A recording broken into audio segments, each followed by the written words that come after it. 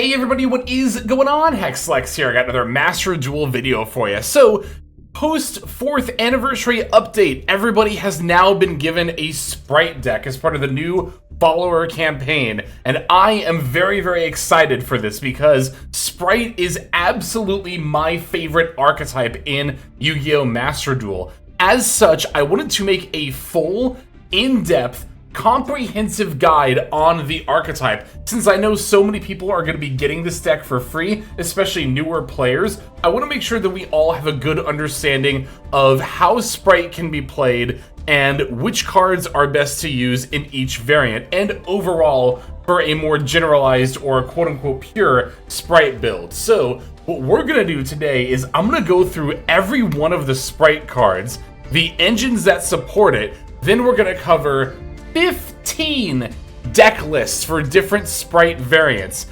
After we see some combos, we are also going to see some live gameplay on Master Ranked Ladder to finish things off. So if that all sounds good to you, then definitely make sure to stick around for this combo guide. Before we start things off, I gotta give a huge thanks to our YouTube members and Patreon subscribers.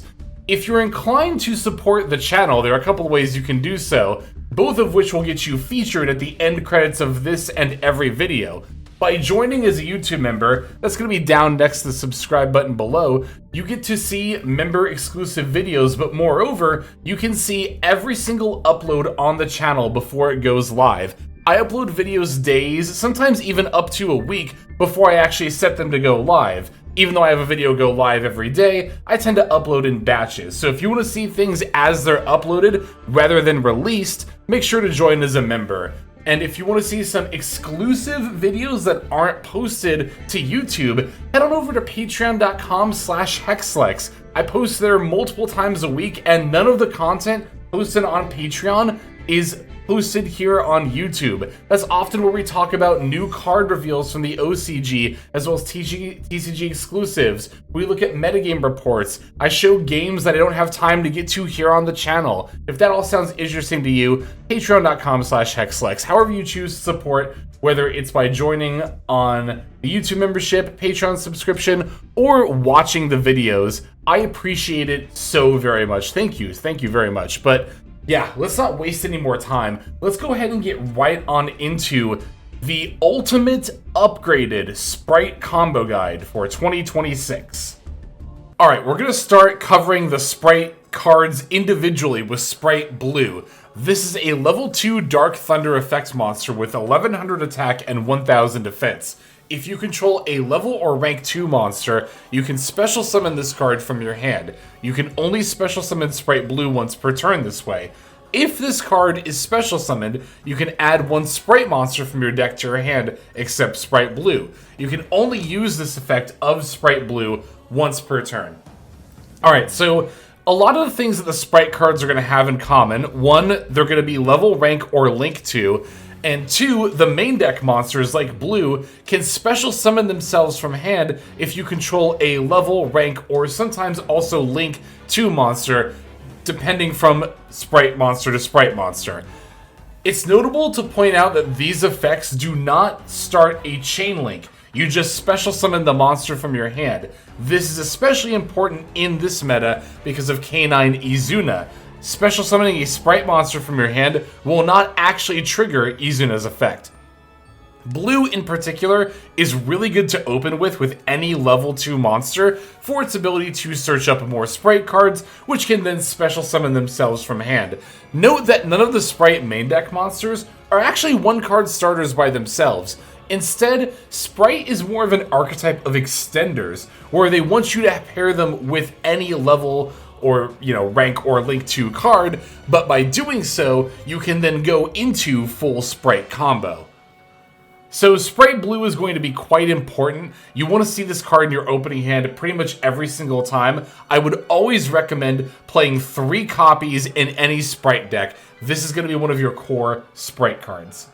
Sprite Jet is another pretty essential monster to any Sprite variant. It's a level 2 Dark Thunder, like the Sprite Blue. It's got 1300 attack, 700 defense, And like Sprite Blue, if you control a level or rank 2 monster, you can special summon this card from your hand. You can only special summon Sprite Jet once per turn this way. If this card is special summoned, you can add one Sprite Spell or Trap card from your deck to your hand. You can only use this effect of Jet once per turn. So Jet is often what you're going to search off of the Sprite Blue. Not always, but a lot of the time, especially on turn 1. Jet can in turn grab Sprite Starter, which can special summon Sprite monsters from the deck, or if you'd rather add one of your Sprite Spell or Trap cards to either have for your opponent's turn or to help you OTK, obviously Jet's going to be your go-to for that as well. Because Jet is so flexible in what it does, and because it pairs so well with Sprite Blue, you're going to want 3 copies for pretty much every single Sprite variant. Just like Sprite Blue, this is going to be an important core card for every Sprite deck. Sprite Red is going to be a Fire level 2 Thunder monster. Unlike Blue and Jet, which were Dark, this is Fire. And it's also slightly different in its summoning condition. Sprite Red says if you control a level or link 2 monster, you can special summon this card from your hand. You can only special summon Sprite Red once per turn this way. When your opponent activates a monster effect, quick effect, you contribute one other level, rank, or link 2 monster, negate that effect. Then, if you attributed a rank or link 2 monster to activate this effect, you can destroy that monster. You can only use this effect of Sprite Red once per turn. So red is often going to be one of your end board pieces that you search out with either Sprite Blue or Sprite Starter. You could also potentially summon it from deck with Gigantic Sprite. That typically has other things it wants to summon, but we'll get to that later in combo lines. Sprite Red is not only a really good end board piece, but it's also really good to open with because let's say you open Red plus Blue, not only can you normal summon Sprite Red, allowing you to special summon Blue and then go into more monsters, but now you're also protected from hand traps for the rest of your turn as long as you've got Sprite Red and another monster to tribute up on the field. This can be very helpful, especially for playing through devastating hand traps like Nibiru in particular. So Sprite Red, despite how searchable it is, doesn't actually search cards itself. It's more of a search target. For that reason, pretty much every Sprite build I play only uses a single copy. You could play up to 2, and in the past I did play some Sprite decks that used 2 red, but for this current meta, where there's a lot of hand traps you want to play, and also you're typically pairing Sprite with other engines, you're often only going to have room for 1, but 1 is really all you need. I'll put 1 to 2, but I'll recommend 1 personally. And Sprite Carrot is going to be extremely similar to Sprite Red, also Fire Thunder level 2, slightly different stats, 1000 attack, 1900 defense. Much like Sprite Red, if you control a level or link 2 monster, you can special summon this card from your hand. You can only special summon Sprite Carrot once per turn this way. When your opponent activates a spell, trap card, or effect, quick effect, you can tribute one other level, rank, or link 2 monster and negate that effect. Then if you tributed a rank or link 2 monster to activate this effect, you can destroy that card. You can only use this effect of Sprite Carrot once per turn. So this is like card for card the same as Red, just again slightly different stats, and it negates spell or trap cards instead of monster effects. Pretty much everything I said about Red is true about Carrot as well. It's a really good end board piece. It can protect you from Imperm or the Dominus trap cards as you're comboing on turn 1, among other actual hand trap cards. And as a result, it's good to have both mid-combo and as part of your end board. And like Sprite Red, it's highly searchable. So most builds I play only use 1. Again, you could use 2 if you really wanted to, but I would recommend 1 Sprite Carrot even more than Sprite Red. Like both Red and Carrot, I only play 1 copy per deck, like 95% of the time, but Red I would be a little bit more inclined to play a second copy just because of how much more useful it tends to be to negate monsters and spell or trap cards. Of course, it's very situationally and matchup dependent. Carrot though, for all intents and purposes, is pretty much equal power level with Red. For most builds, I only play 1. You could play 2, but I'll only recommend 1. Sprite Pixies is going to be another Dark Thunder level 2 monster for the Sprite archetype. 1400 attack and defense points. Like the other Dark Thunder Sprite monsters, it says, if you control a level or rank 2 monster, you can special summon this card from your hand. You can only special summon Sprite Pixies once per turn this way.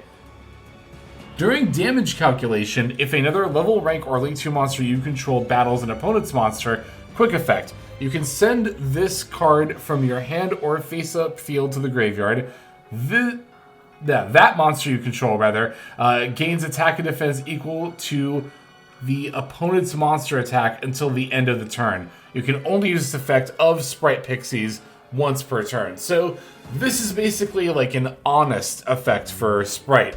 Honest being a monster that has a very similar effect of having your monster gain attack equal to that of your opponent's. So with Sprite monsters tending to have low attack points, they do sometimes need a bit of a buff to help get over other monsters. However, I think there is another Sprite card that does a better job of buffing the Sprite monsters because it increases the attack of all of your Sprite monsters.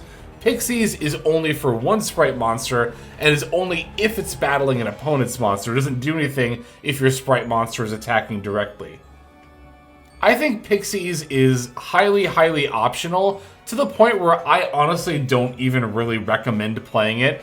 I don't think there's a single optimized Sprite list I can think of that actively wants to play Pixies. I mean, if you think Pixies is cute and you want to run a single copy, there are worse things I guess you could put into a Sprite deck, but honestly, not by that much. Pixies really just isn't that useful compared to the other Sprite monsters, and I'm just going to recommend 0 copies for any given Sprite deck. Moving on to the extra deck, we're going to start with Gigantic Sprite, the rank 2 monster for the archetype. It is a dark rank 2 Thunder Exceeds effect monster with 1600 attack and defense points. Materials are 2 level 2 monsters, but for this card's Exceed summon, you can treat Link 2 monsters you control as level 2 monsters for material.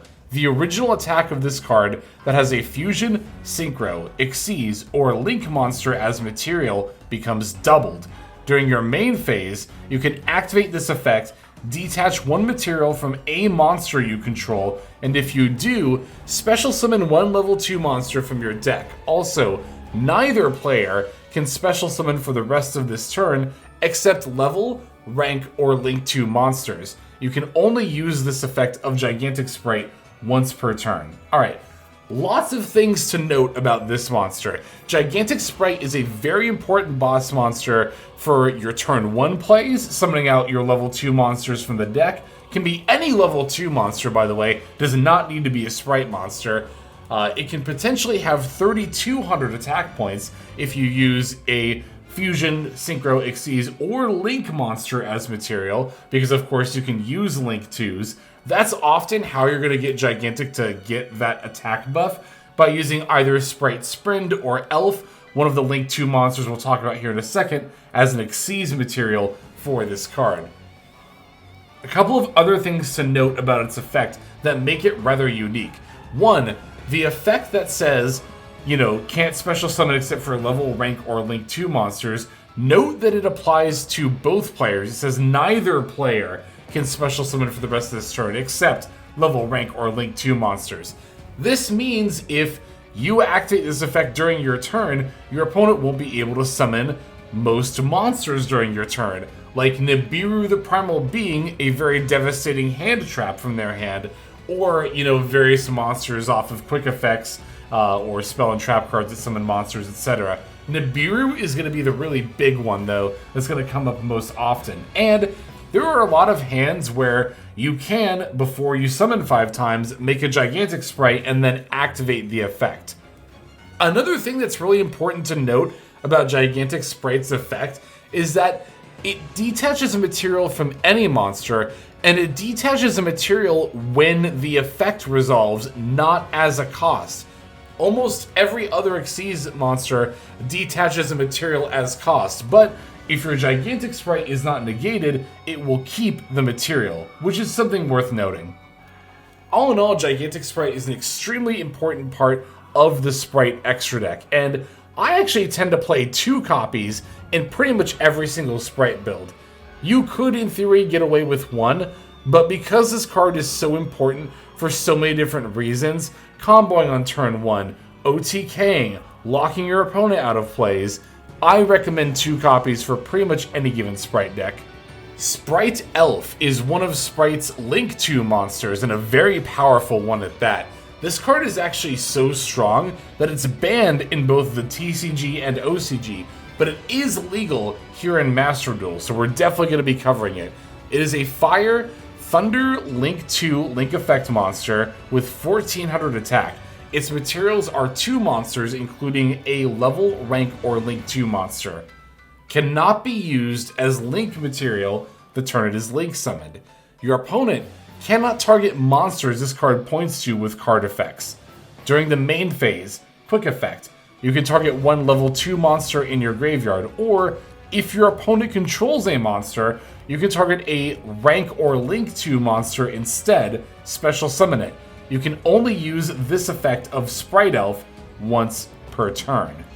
Alright, so a lot of things to talk about with this card as well. First of all, as a nice little bonus, it gives anything that points to target protection. That's going to be highly relevant as you end with this card going into your opponent's turn, protecting it from any effects that might try to out your board, right? The monsters that it points to, that is. Also, the summoning from the graveyard effect is a quick effect, and worth noting that it can grab rank or link 2s if your opponent controls a monster. So if you have like an IP Masquerena in your graveyard, for example, and your opponent summons a monster, you could revive it with Elf and then potentially go into plays, assuming you haven't already used the IP Masquerena's effect. Yeah, this card was banned mostly for its combination with Tearlament's Merly in that deck, being able to revive it. Also, it is of course quite strong in Sprite itself. It's also currently being used in Yummy. Pretty much any deck that plays a good amount of level 2 monsters could consider playing Sprite Elf. Oh, another thing to note that is very important about Sprite Elf. It says it cannot be used as Link material the turn it is summoned. Link summoned. So that's really important to note. And you won't be using it as Link material anyway, even if you could. A lot of the time, you want to keep it in your extra monster zone where it's pointing down to 2 of your main monster zones and giving those monsters protection. It is, however, worth noting that while you cannot use this card as a Link material the turn it is Link summoned, you can still use it as Xyz material for Gigantic Sprite the turn it is Link summoned. This will come up sometimes for OTKs, but also in very specific combo lines as well. All in all, Sprite Elf is an extremely powerful addition to the Sprite extra deck. Like Gigantic, I recommend 2 copies in pretty much every single Sprite deck. Also, like Gigantic, you could, in theory, get away with only 1 if you really wanted to, but I think 2 is pretty much always going to be optimal, as this is a very strong card. Sprite Sprind is another Link 2 monster for the Sprite extra deck. Like the Elf, it is a Fire Link 2 Thunder effect monster with 1400 attack, and like Elf, the 2 materials are 2 monsters including a level, rank, or Link 2 monster.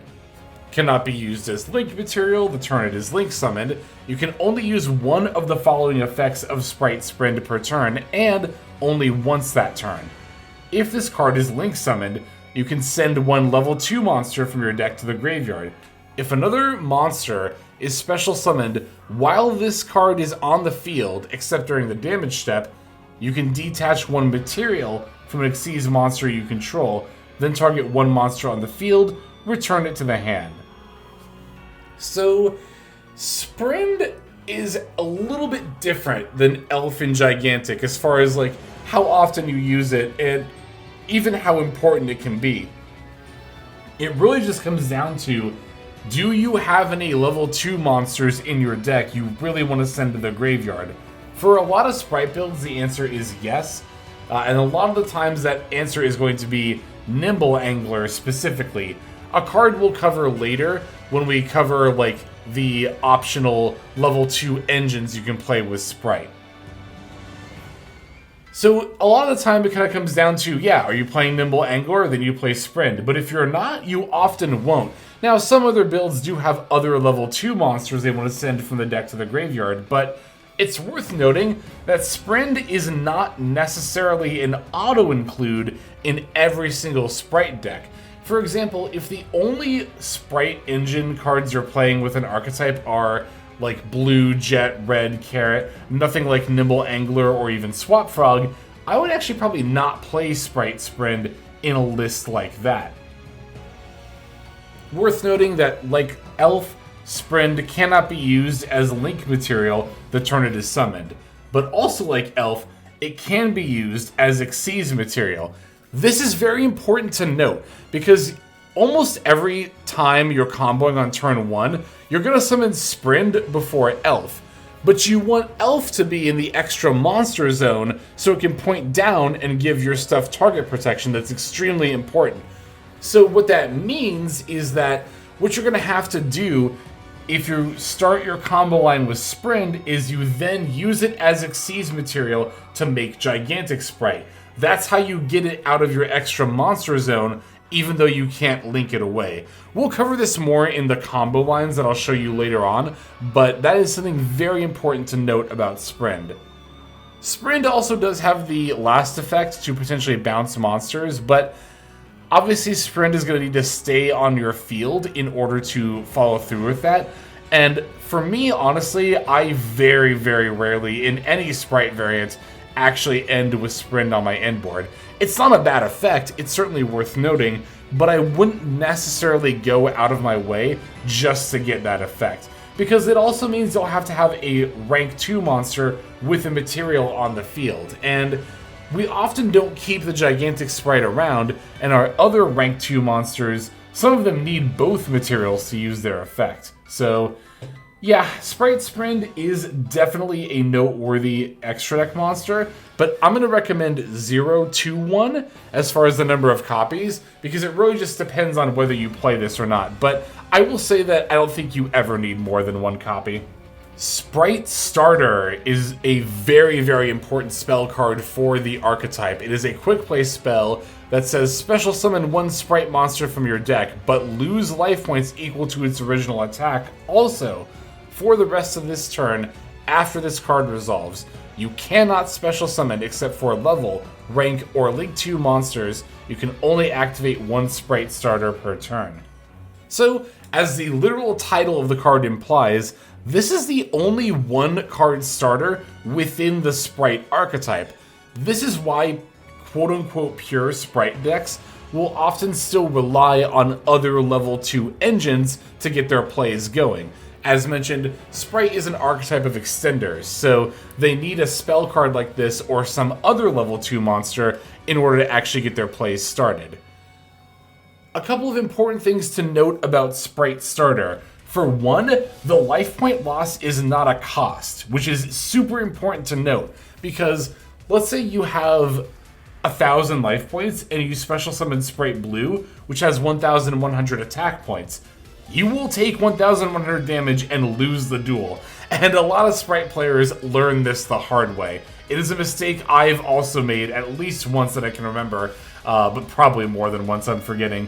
But that's very, very important to note, is that it is not a cost, and if you're under, the amount of life points that a Sprite monster has in attack points, you will just lose the game. Of course, also worth noting that Starter locks you into level, rank, or Link 2 monsters. So if you're using Sprite in conjunction with another engine that isn't level, rank, or Link 2 monsters, activating Starter will cut you out of the rest of your engine that aren't Sprite cards, or again, level / rank / Link 2. Very much worth noting. That said, Sprite Starter is exceptionally powerful, not only as a starter, but also as an extender that you can search off of Jet as well. For that reason, I think you play 3 copies in pretty much every single deck that plays Sprite monsters. I would consider this a core Sprite card. It is very, very important.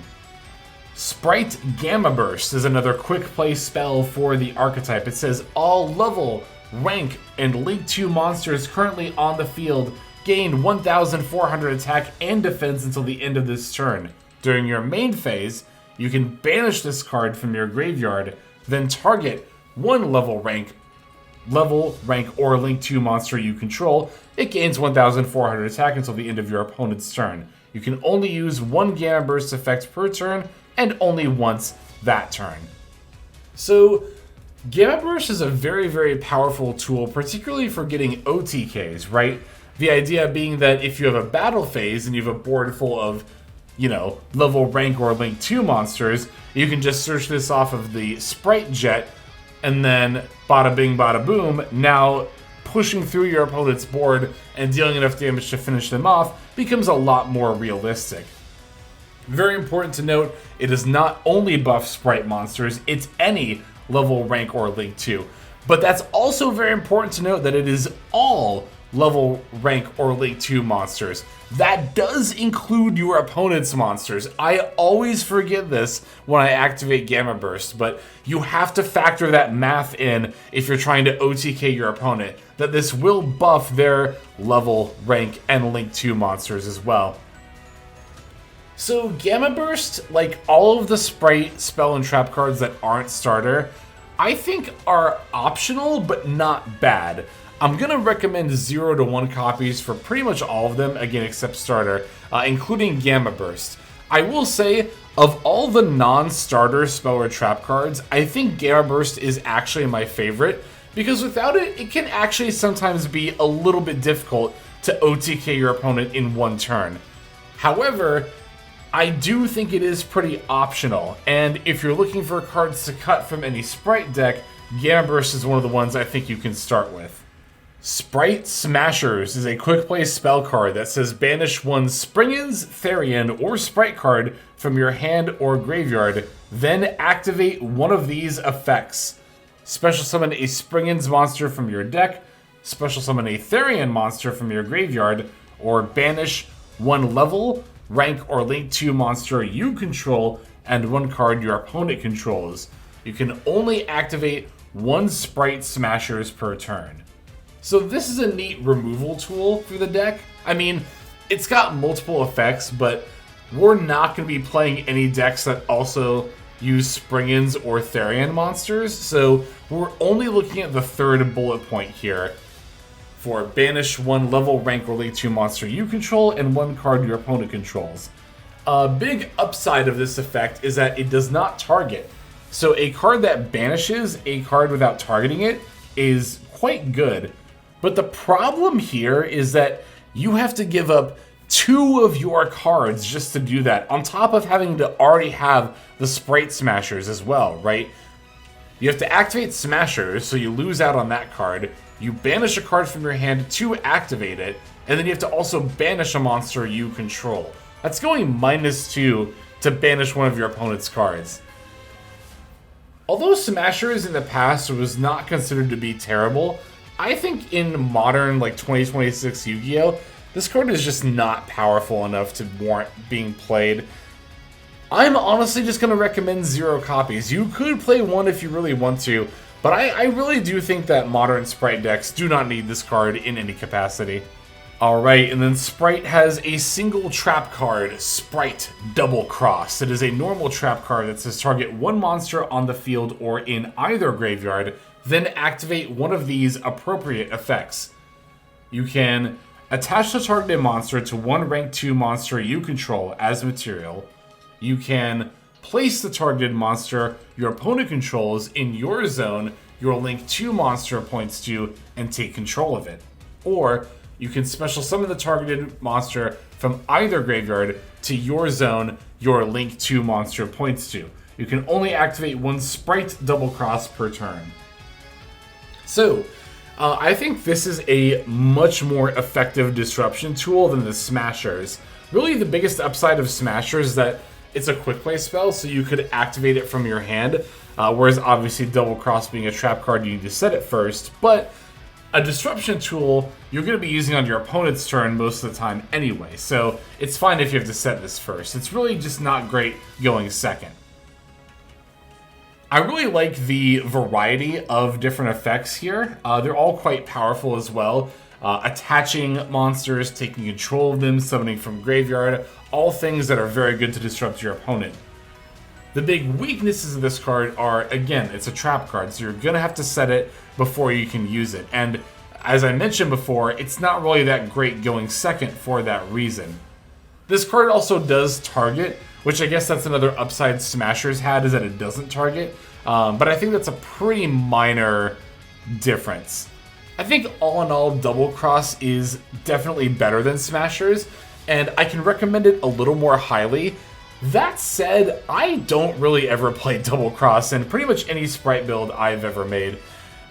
It's not bad, but I really don't think it's necessary. I'll put 0 to 1 copies, much like Smashers, although I do like, not Smashers, sorry, like Gamma Burst, although I do like Gamma Burst more than Double Cross personally.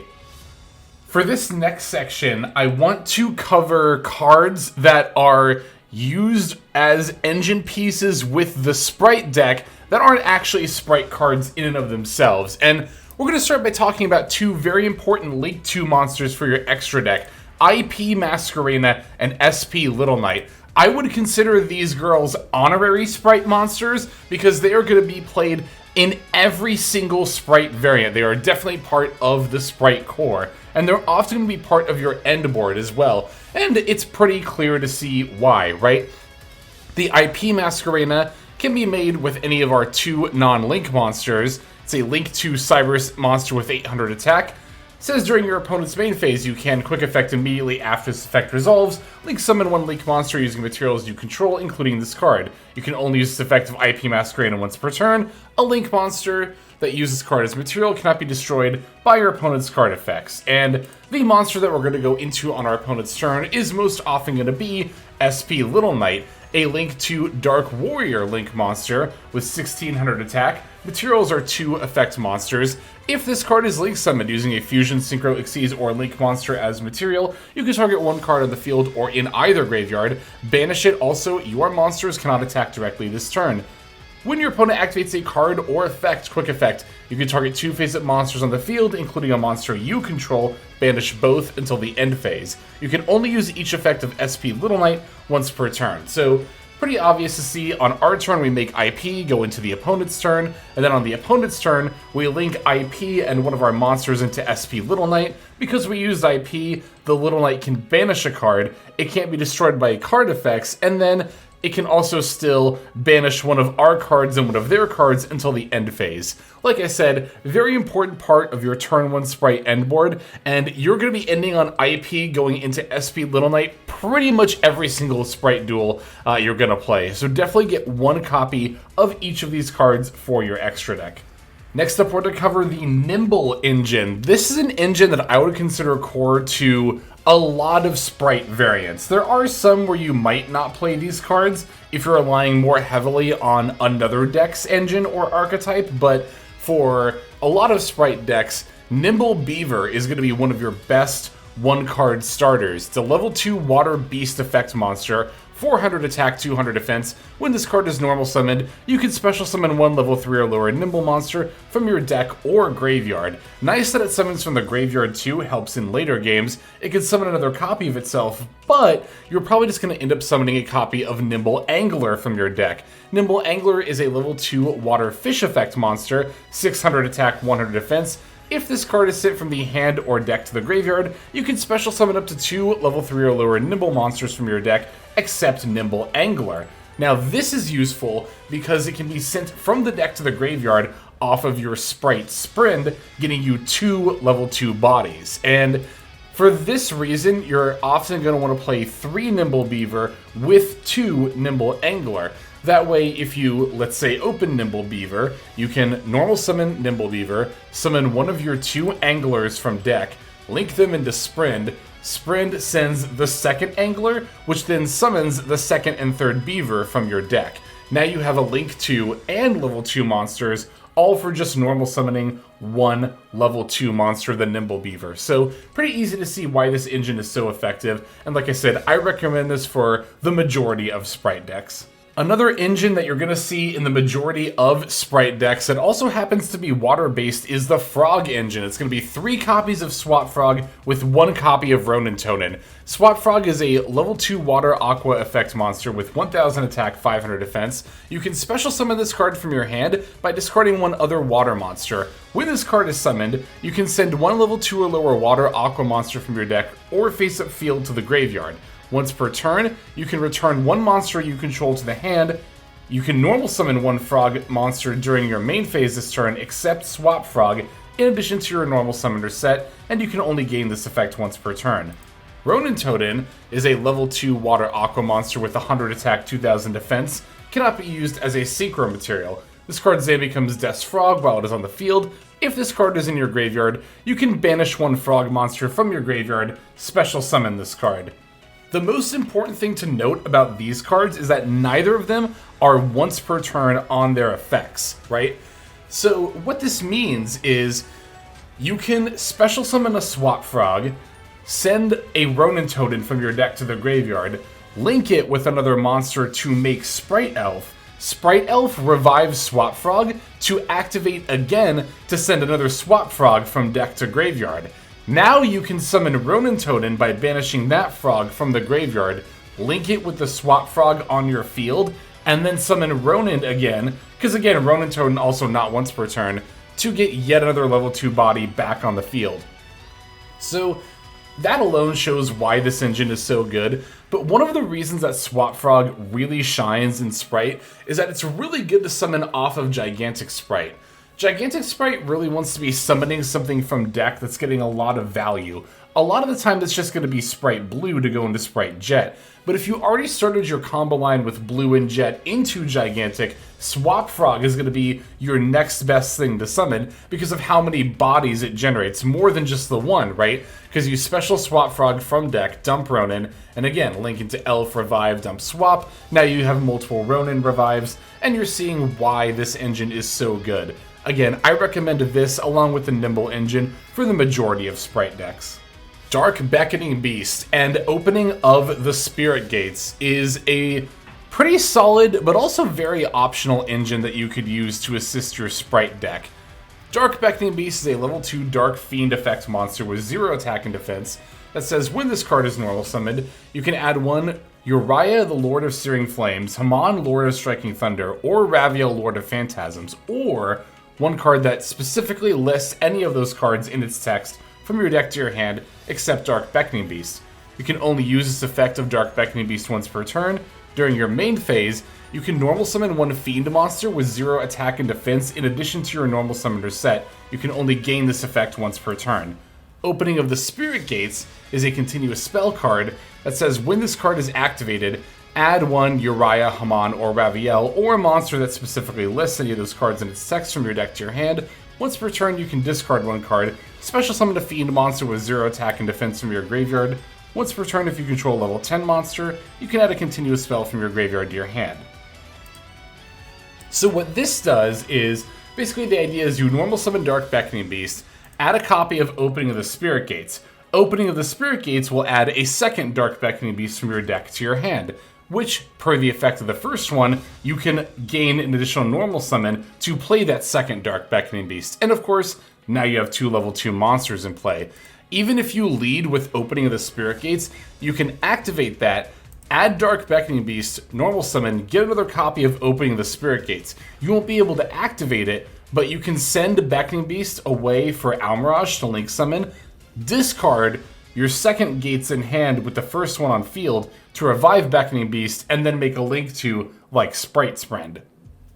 So, the biggest drawback of the Beckoning Beast engine is that it requires your normal summon to be effective. If you special summon it off of the Gigantic Sprite, it does not work nearly as well. Also doesn't really work when sent with the Sprind. For that reason, I do think it is weaker than the other engines mentioned so far, but I do think it also has quite a bit of potential, and I like using it quite a bit myself. Also, you can optionally use Nightmare Throne to add Dark Beckoning Beast from deck to hand, although I don't think that's typically needed for most Sprite decks. EMP Meowmine is a dark level 2 Cyberse effect monster with 800 attack and 0 defense that says if a Link monster is on the field or in either graveyard, you can special summon this card from your hand. You can only special summon EMP Meowmine once per turn this way. If a Link 2 monster you control is sent to the graveyard or banished face up except during the damage step, you can banish this card from your graveyard if it was there when the monster was sent or banished, or hand even if not. Then target one card your opponent controls, return it to the hand. You can only use this effect of EMP Meowmine once per turn. So Meowmine is a cool extender because it can also later act as disruption, bouncing an opponent's card when your Link 2 monster gets sent away. You can even control when this is a lot of the time, thanks to cards like IP Masquerena. The big thing that Meowmine kind of has going against it is that it's not really searchable, right? Like, there's no other outside engine to support it, and it's not searchable by any of the Sprite cards, so it's not really reliable if you're trying to always have it as part of your end board. And I will say that in my personal experience playing this card, I found the bounce effect to be a little bit weak. Like, yeah, it is a nice bonus for your IP Masquerena, but if you're activating IP Masquerena, you're already probably making Little Knight, meaning you can banish a card anyway. And sure, you could banish a card and bounce another one, but there's not a ton of scenarios where you're going to be able to get that good of timing. And again, no matter how well you're able to time it, you still have to open the Meowmine anyway. I don't think it's worth playing stuff like Signet Mining just to search it. I don't think Meowmine is that good of an extender. For most Sprite decks, I actually don't play Meowmine. You could play, I don't know, anywhere from 0 to 3, really. But I don't think playing more than one copy of this card is great. That said, if you only play one copy, it's not something you can consistently rely on. I personally think there are better cards you could play, especially given that this functions purely as an extender, and Sprite is already an archetype of extenders. Deep Sea Diva is a starter that could potentially be used for Sprite. It's a level 2 Water Sea Serpent Tuner effect monster. When this card is normal summoned, you can special summon one level 3 or lower Sea Serpent from your deck. It's got 200 attack and 400 defense, so pretty easy to see the use case. You normal summon it, you can pull out another copy, and that's 2 level 2 monsters. Diva could potentially also enable some synchro plays, right? By either summoning a level 2 non-tuner from deck, or you could even just summon a second Diva, special Sprite monster from hand, and start synchroing from 4. I've actually played decks like this in the past. The thing is, much like a lot of these other non-archetype extenders, Diva really isn't searchable, so you can't rely on always opening it. And if you're trying to rely on Diva to go into synchro plays as part of your main strategy, you're going to have a lot of games where you just don't open it and you can't go into your synchro monsters. So it's not really super reliable in that regard. And I also think it's kind of weak because you have to normal summon it. Very easily negated by Ash Blossom, Valor, Imperm, a lot of things. I think that some of the other engines we've already discussed would be a lot better, even within the realm of water monsters for sure. Ipiria is a level 2 Earth Reptile effect monster with 500 attack and defense. If this card is summoned, draw one card. You can only use this effect of Ipiria once per turn. Simple, but effective. You summon it, you draw a card, hopefully it's a Sprite card, you can summon that, and then go off with your plays. There are actually some Sprite variants where I do make use of Ipiria. Runick Sprite is a pretty notable one, because that's a deck that wants to draw a lot of cards, and because it's a reptile, you could consider it for even something like Mitsurugi Sprite as well. But outside of those very specific use cases, I would not generally consider this a good Sprite card. It's not the best normal summon. You could do a lot better with like Dark Beckoning Beast or Nimble Beaver or Swap Frog, and it doesn't always generate plays by itself. Like, if you open Ipiria and 4 hand traps, you gotta pray that the card you draw is a Sprite monster. So yeah, outside of specifically Runick and Mitsurugi Sprite, I would not recommend using Ipiria. Alright, and then we have Wind Up Kitten. This is the last of the cards that's given out as part of the Sprite, welcome back bundle. I wanted to make sure that I covered all of the non-Sprite monsters that were featured there, so you knew exactly how good they are. Wind Up Kitten's a level 2 Earth Beast with 800 attack, 500 defense. You can target one monster your opponent controls, return that target to the hand. This effect can only be used once while this card is face up on the field. It's actually pretty comparable to Ipiria, even though they're very different effects. This is more of like a going second Ipiria, right? Like Ipiria, you like drawing cards going first. Wind Up Kitten, you like bouncing cards going second. So I think that Wind Up Kitten is, much like Ipiria, not really that great in most Sprite decks. It has seen play in Runick Sprite in the past, but even then it was kind of a fledgling... That's not the word I'm looking for. Fleeting, that's the word I'm looking for. It's kind of a fleeting tech, not always played, and I think it's a little bit slow. If it were a quick effect, it'd be a lot better, but yeah, no, I don't recommend this for the majority of Sprite decks. When it comes to the Sprite engine itself, the archetype really only has one card starter, and it is aptly named Sprite Starter. This spell card will allow you to summon a Sprite monster from deck, then you'll lose life points equal to its attack points, and then you are also locked into level, rank, or link 2 monsters. So I'm going to show you how this one card can lead to a board you can set up. For the sake of example, pretend I don't have, other engine cards in my head. Let's assume you open Sprite Starter and then 4 hand traps. We're going to activate the Sprite Starter and then use the effect in order to special summon Sprite Blue from our deck. Now we can use the effect of Sprite Blue in order to add another Sprite monster from our deck to our hand. We're going to add a copy of Sprite Jet. Now we can special summon the Sprite Jet, and we'll activate its effect in order to add another copy of Sprite Starter from our deck to our hand.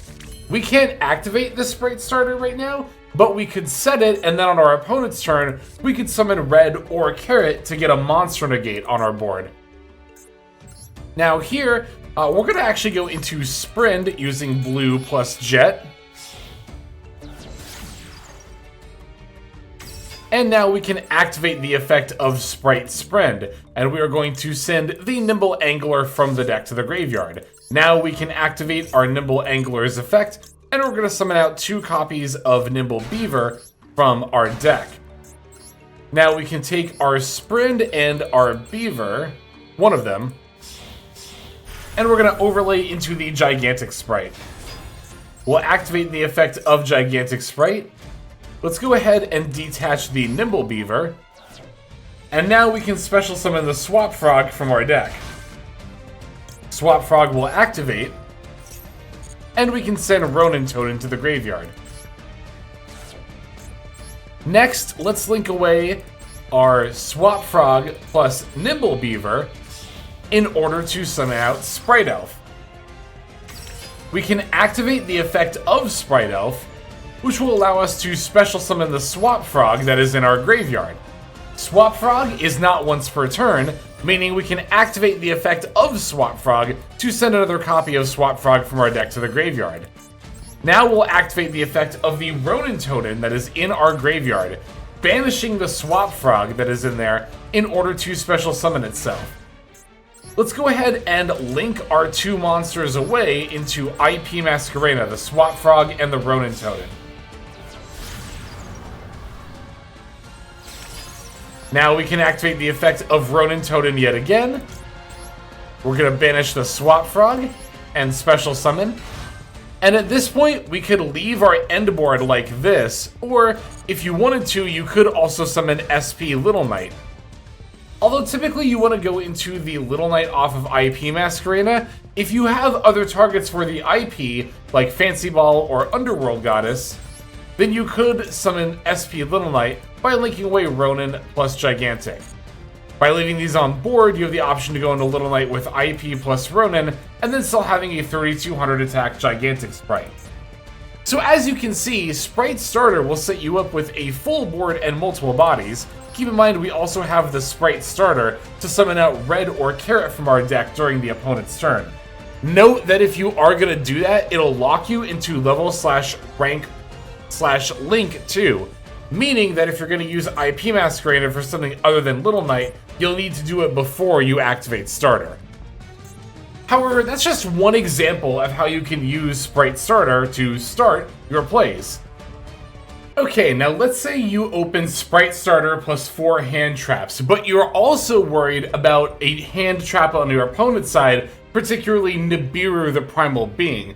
Nibiru the Primal Being is a powerful hand trap, which after you conduct 5 summons in a turn, can special summon itself by attributing every monster on the field, giving you a token equal to their total stats.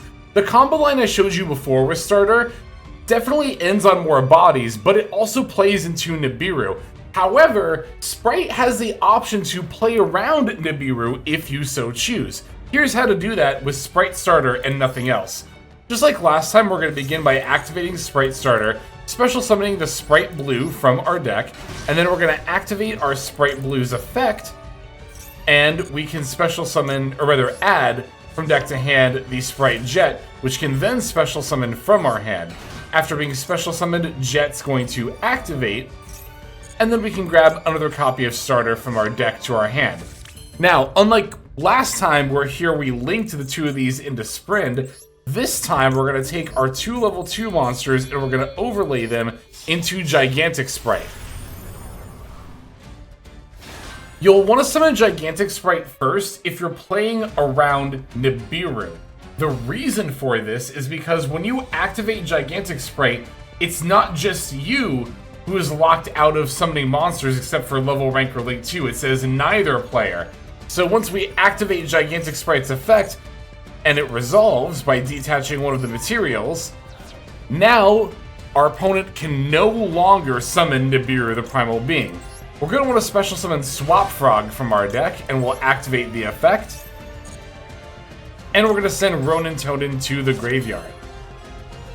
Okay, so at this point, we can special summon out the Sprite Elf, linking away Swap Frog and Gigantic. Now we're going to activate Sprite Elf's effect, reviving the Swap Frog that's in our graveyard. And this will let us use the effect yet again. We're going to go send the other Swap Frog that's in our deck.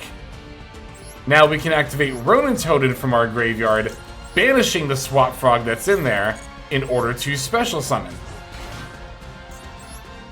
At this point, we can link our bodies into IP Masquerena. We can activate the Ronin to once again banish the Swap Frog and summon. And then we still have that extra Sprite Starter we can set. So as you can see, it's basically the same board we set up last time. It just doesn't have the Gigantic Sprite here as well. So you don't have that 3200 body, and you also don't have the option to potentially summon another Link 2 if you would like to. However, I don't think it's that much weaker.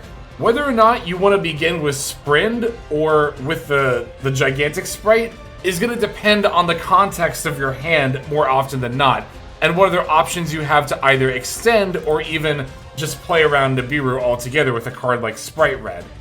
However, if I were to open Sprite Starter and 4 hand traps, I think I would generally take this safer route, because again, this board compared to the last one is really not that much weaker to have that guaranteed safety. However, if we'd played out the full hand, again, I have Sprite Red, which I could have led with, then I could go into Sprind, not having to worry about Nibiru. Like I said, it's really going to depend on the context of what else is in your hand. But we still have more Sprite combos to show off. Let's go into the next one. In my opinion, the coolest part about Sprite is just how easy it is to combo with the deck. You can combo with any 2 monsters as long as one of them is level, rank, or link 2. For the sake of example, we're going to start by normal summoning out the Nimble Beaver, and then I'll use the effect in order to special summon one of the 2 copies of Nimble Angler from our deck. And this is going to be the base building block for this combo line. But I want to really note that, let's say that Nimble Angler was a level other than 2, the combo line I'm about to show you would still work, because what we're going to do is we're going to link summon Sprite Spread, but that only needs one of the monsters to be level, rank, or link 2. The same is actually true of Sprite Elf. But here we're going to link our 2 monsters into Sprite Sprind, and now we can activate the effect of Sprind in order to send from our deck to the graveyard, as always with Sprind, our Nimble Angler. Now we can activate the Angler effect. This will summon the remaining 2 copies of Nimble Beaver from our deck. And we're going to overlay Gigantic Sprite using Sprind plus Beaver. One thing that's pretty important to note is that if you are comboing with Sprite Sprind, you want to summon this before you make Gigantic, because this, like Elf, cannot be used as link material. However, it can be used as material for an Xyz summon, so you want to make sure that you're doing that on the turn you summon Sprind. We're going to overlay Sprind plus Beaver into Gigantic. And now we can activate the effect of our Gigantic Sprite.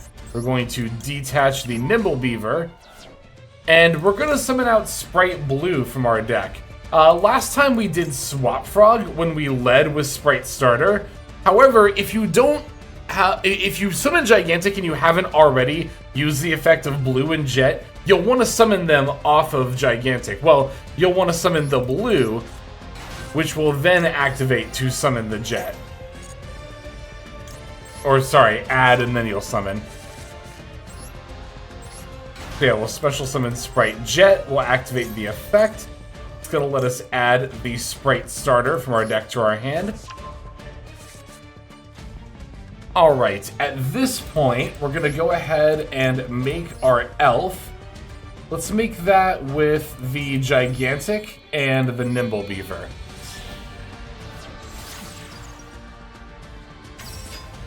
We're going to activate the Elf's effect. We can revive one of our level 2 monsters. And I'm going to activate Sprite Starter here. And I'm actually going to special summon the Carrot. Now what we can do is we can actually make the IP Masquerena with the revived monster off Elf plus the Carrot that we summoned off Starter. This leaves you with 2 level 2 dark monsters, which can then be used to make the number 65 Gin Buster. This is a rank 2 monster, which has the ability to negate monster effects by detaching both of its materials. Not only that, but during the opponent's main phase, we can use Elf in order to revive Carrot, and then we'll also have a spell or trap negate on top of the monster negate and the IP Masquerena. This is, of course, one of very many boards you can end on with this line. I mean, you know, aside from IP or Gin Buster, you have your pick of, you know, rank or link 2 monsters. But as far as ones that are best on your turn 1 end board, I think that IP and Gin Buster are going to be among the strongest. And, of course, when they're in the zones that Elf is pointing to, they cannot be targeted, making for an even more powerful setup. Okay, for this combo line, we're going to take our Nimble Beaver and once again normal summon it. And we're going to summon out one of our copies of Nimble Angler from the deck. Now, once again, I'm going to show you the alternative to play around Nibiru rather than going into Sprite Sprind right away. However, unlike going into Sprite Sprind, of course, because we're making a rank 2 monster, you do need both of your monsters to be level 2. For Sprind, it just needs to be one of them. But if you're going to lead with Gigantic to play around Nibiru, they both need to be level 2. So we're going to overlay our 2 monsters into Gigantic. We're going to activate the effect, detaching one of them. And again, because we haven't gone through Blue or Jet yet, we're going to special summon Sprite Blue from the deck. We're going to activate and special, or sorry, I keep saying special. We're going to add and then special summon the Jet. We're going to activate Jet's effect. This will let us grab the Sprite Starter. And at this point, we're going to activate Sprite Starter. You could get either red or carrot, depending on whether you value the monster or spell trap negate more highly. I tend to value monster negate more highly, but because the red is in my hand, for example, I'll just go for carrot here. So, alright, now we can make our elf using 2 of our monsters. It doesn't really matter which 2 this time. Let's just go ahead and do Gigantic and Jet. We're going to make the elf. We're going to activate elf. We're going to revive one of our monsters. Doesn't really matter which one. And then we're going to take the monster we revived plus the Sprite Blue, leaving the red/carrot, and we're going to make IP Masquerena. So, pretty similar setup to last time, except it is going to be a little bit weaker because this time we have Elf, IP, and the carrot, but no Djinn Buster. Last time we had Elf, IP, and Djinn Buster, and we also had the setup where Elf could revive carrot during the opponent's turn. Elf can still revive here, but as you can see, all of our targets in the graveyard don't really do anything as far as like negating our opponent during their turn. So this is where you start to see a noticeable drawback of playing around Nibiru versus not playing around Nibiru. So Swap Frog, being one of the more popular engines to play in Sprite, is definitely going to be one of your more important starters as well. And believe it or not, Swap Frog can, by itself, actually set up your Sprite combo. Let's assume all these other cards are hand traps. We would normal summon our Swap Frog. Activating the effect, we're going to send the Ronin Tonin from our deck to the graveyard. And then we're actually going to link summon Salamandrate Almirage by linking away the Swap Frog. This is why Almirage is so important to the Sprite deck, even though it's a Link 1 monster. Because now we can activate the Ronin Totem in our graveyard by banishing the Swap Frog to special summon. Now we have a level 2 monster plus any other monster on the field, which means we can make Sprite Sprind by linking them away.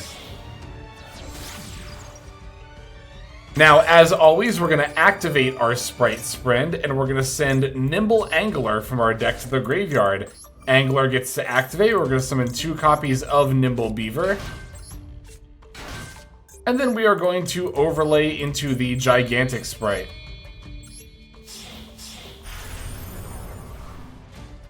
Now, because we have not yet summoned Blue or Jet, we're going to activate the Gigantic Sprite, detaching the Nimble Beaver in order to special summon Sprite Blue from our deck.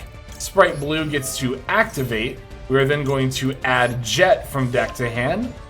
We can special summon the Sprite Jet. We're going to activate its effect in order to add ourselves a Sprite Starter. And then we can use Sprite Starter in order to pull the Sprite Carrot out of our deck. Alright, now pretty much the same thing as our previous combo line. We're going to make Elf with any of our 2 bodies that aren't Blue plus Jet.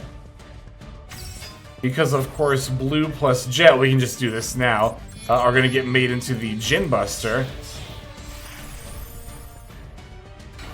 And then we can use Elf's effect. We can revive any one of our level 2 monsters and link it away with the carrot in order to make IP Masquerena. So as you can see, Swap Frog by itself actually gets you the exact same setup that the Nimble Beaver going into Sprite Sprind will get you. So it really is an idealized end board, not just a shortcut one, right? However, you don't have the option to play around in Nibiru with this line, because again, we have to go into Sprind with Almirage plus Swap Frog, and you can't make Gigantic with Almirage because you need 2 level 2 monsters. But it definitely provides a much needed way for your Swap Frog to become a 1-card starter in its own right. So in my pure Sprite build, I'm playing both Dark Beckoning Beast and Opening of the Spirit Gates as additional starters for an engine that will put multiple level 2 bodies on the board. So while you might not see these in every single Sprite deck, even like a quote-unquote pure Sprite deck, this is very optional. Because they're in my build, I wanted to still explain how to combo with them. We're going to start by normal summoning our Dark Beckoning Beast. This will let us activate the effect in order to add Opening of the Spirit Gates from our deck to our hand. We can then activate Opening of the Spirit Gates to add another copy of Dark Beckoning Beast from deck to hand. Now, the Dark Beckoning Beast has an effect that gives us an extra normal summon for a fiend monster with 0 attack or defense, meaning we can extra normal summon the other copy of Dark Beckoning Beast. Now, from here, we, as always, have the option to either go into Sprite Sprind or Gigantic Sprite. Or if you had other starters in your hand, you could even use these two to make a Djinn Buster and then go into your plays with hand trap protection. For the sake of example, I'm just going to show you the Sprind line because I feel like I've already demonstrated the difference between Sprind and Gigantic pretty thoroughly up to this point. So we're going to link our two Dark Beckoning Beasts into Sprite Sprind. And we are going to activate the Sprind. We're going to, of course, send Nimble Angler from our deck to the graveyard. Nimble Angler gets to activate, summoning 2 copies of Nimble Beaver from our deck. And we are going to overlay into Gigantic Sprite using Sprind and one of the Beavers. Alright, let's go ahead and activate the Gigantic Sprite effect. We're going to detach the Beaver, and we haven't seen Blue or Jet yet, so we're going to special summon that. As always, if we did open with Blue or Jet, we could simply summon it and then get Swap Frog off of Gigantic Sprite for even more bodies. But here we're going to go Blue, add Jet. We're going to then special summon Jet, and we can activate in order to add Starter. Let's see, I'm going to make some room real quick. Let's link off Beaver plus Gigantic into Elf. And now we can activate Sprite Starter. Because we're going to make Djinn Buster, I would normally get Carrot, but it's already in my hand, so I'll just summon Red from the deck here. Okay, now we're going to activate Elf. We're going to revive one of our level 2 monsters. And we're going to make IP Masquerena using that random level 2 monster, and let's just use Jet. Although we are still going to need to summon Djinn Buster, but we only have one level 2 Dark monster. This is where opening the Spirit Gates comes in. We can actually discard a random card from our hand that we don't need, like Fuelos. We can revive one of the Dark Beckoning Beasts, and now we once again have 2 level 2 monsters, so we can make our Djinn Buster. So not only is Dark Beckoning Beast more options for level 2 engine starters, but the extra discard to revive off opening the Spirit Gates lets you actually keep your red/carrot on your field going into your opponent's turn, which is a nice little bonus, right? On top of ending on your regular Elf, IP, and Djinn Buster. Now you can use Elf to revive another monster to tribute off for your red/carrot. But it's not just Dark Beckoning Beast. The spell card Opening of the Spirit Gates is actually a starter in and of itself if you open it with no other engine. Again, as always, ignore the other engine we actually did open here. But if you get Opening of the Spirit Gates and like 4 hand traps, you can activate Opening in order to add Dark Beckoning Beast from your deck to your hand. Now we'll normal summon Dark Beckoning Beast, and we'll add the second copy of Opening from deck to hand. This is why we played 2 Opening with the 3 Dark Beckoning Beasts. Now we're going to link away the Dark Beckoning Beast for Salamangreat Almirage. And we can activate Opening, discarding the other Opening that we searched, not having to give up any of the hand traps in our hand, to revive the Dark Beckoning Beast. Now we have a level 2 plus any other monster. That means we can make Sprite Sprind by linking these 2 away. And from here, if you've seen the other combo lines, it's pretty much going to be the same thing we've been doing. When we play Sprite Sprind, we're going to send the Nimble Angler from the deck to the graveyard. Angler is going to activate, summoning 2 copies of Nimble Beaver from our deck. We can then overlay the Sprind plus the Beaver. Remember to use the Sprind specifically because this is the only way to get it out of the extra monster zone, is to make Gigantic with it.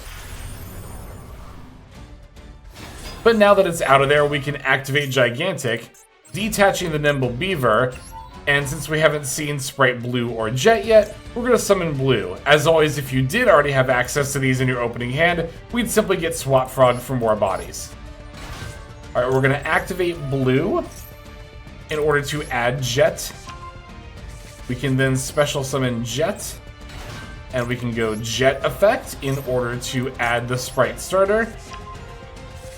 And just to demonstrate that it really doesn't matter when you make the Djinn Buster, we could even make it right now, right away. But now we can go Sprite Starter, and we can summon out the Carrot,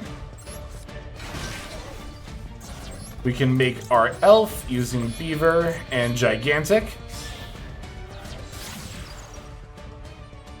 Elf is going to revive one of our level 2 monsters, which we can then link away with the carrot in order to make IP.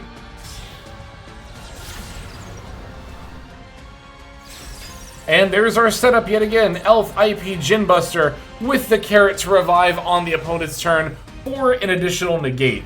Here we didn't get the extra body because we had to use Opening of the Spirit Gates discard to summon effect in order to make the Sprind, but by playing 2 copies of Opening the Spirit Gates, one to search off the other Dark Beckoning Beast, we can go full combo without having to give up any of the other off engine that we opened in our hand. The first Sprite build we're going to talk about is what I tentatively call the pure build. I say pure in quotes because really there's not a Sprite build that's going to run like 3 copies of each of the main deck monsters because, as we've mentioned, Sprite is an archetype of extenders. None of the main deck monsters are going to be a full combo by themselves. This is where those optional engines come in, such as the Frogs, the Nimble engine, and we're also rocking Dark Beckoning Beast in this build in particular, because these all do provide 1-card starters that will go into full Sprite combo line. Dark Beckoning Beast, when normal summoned, will add the Opening of the Spirit Gates, which will add another Dark Beckoning Beast. And not only is that 2 level 2 monsters right there with your extra normal summon, but Opening can discard a card to get you another level 2 body. Nimble Beaver, of course, will summon another copy of itself, or more likely Nimble Angler if you've still got 2 left in your deck, in order to set up your 2 level 2 monsters. And of course the Anglers, when sent off of Sprind, can pull out your other 2 Nimble Beavers. And even the Swap Frog.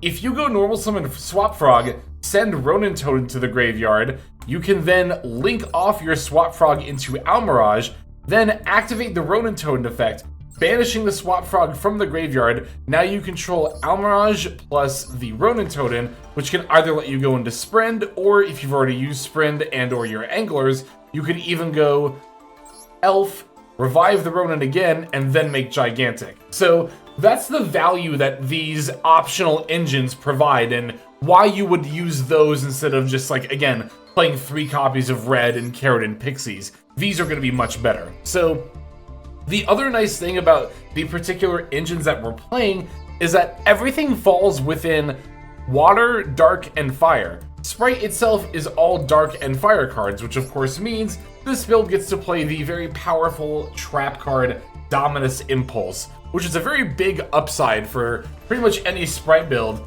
that can afford the space, or not really the space so much as the ability to not have to worry about playing light, earth, or wind monsters as part of your engine, which of course Dominus Impulse will turn off. So not only do I consider this, again, the closest thing to a pure Sprite build that you're going to get, I actually think this is probably just the strongest way to play Sprite right now. Now granted, playing it with other engines does offer you a lot more variety, and of course, as you can see, we have a lot of variety to talk about. But when it comes to a balance of power and consistency, this, again, quote-unquote, pure build really offers the best of both worlds. Again, we also get to play powerful cards like Dominus Impulse. Now for the extra deck here, aside from our core cards, we've got some cards I have also sort of considered like semi-core. Of course, Sprind to dump, the Angler. We've got the number 2 Ninja Shadow Mosquito. We're also playing the number 65 Djinn Buster, which I do actually play in quite a few Sprite builds. Even if I'm not playing level 2 dark monsters like Dark Beckoning Beast, Blue plus Jet can make Djinn Buster, often mid-combo depending on what your hand looks like. And the Djinn Buster lets you negate monster effects, so it both offers you protection from hand traps as you combo, and is a strong endboard piece to stop your opponent from comboing as well.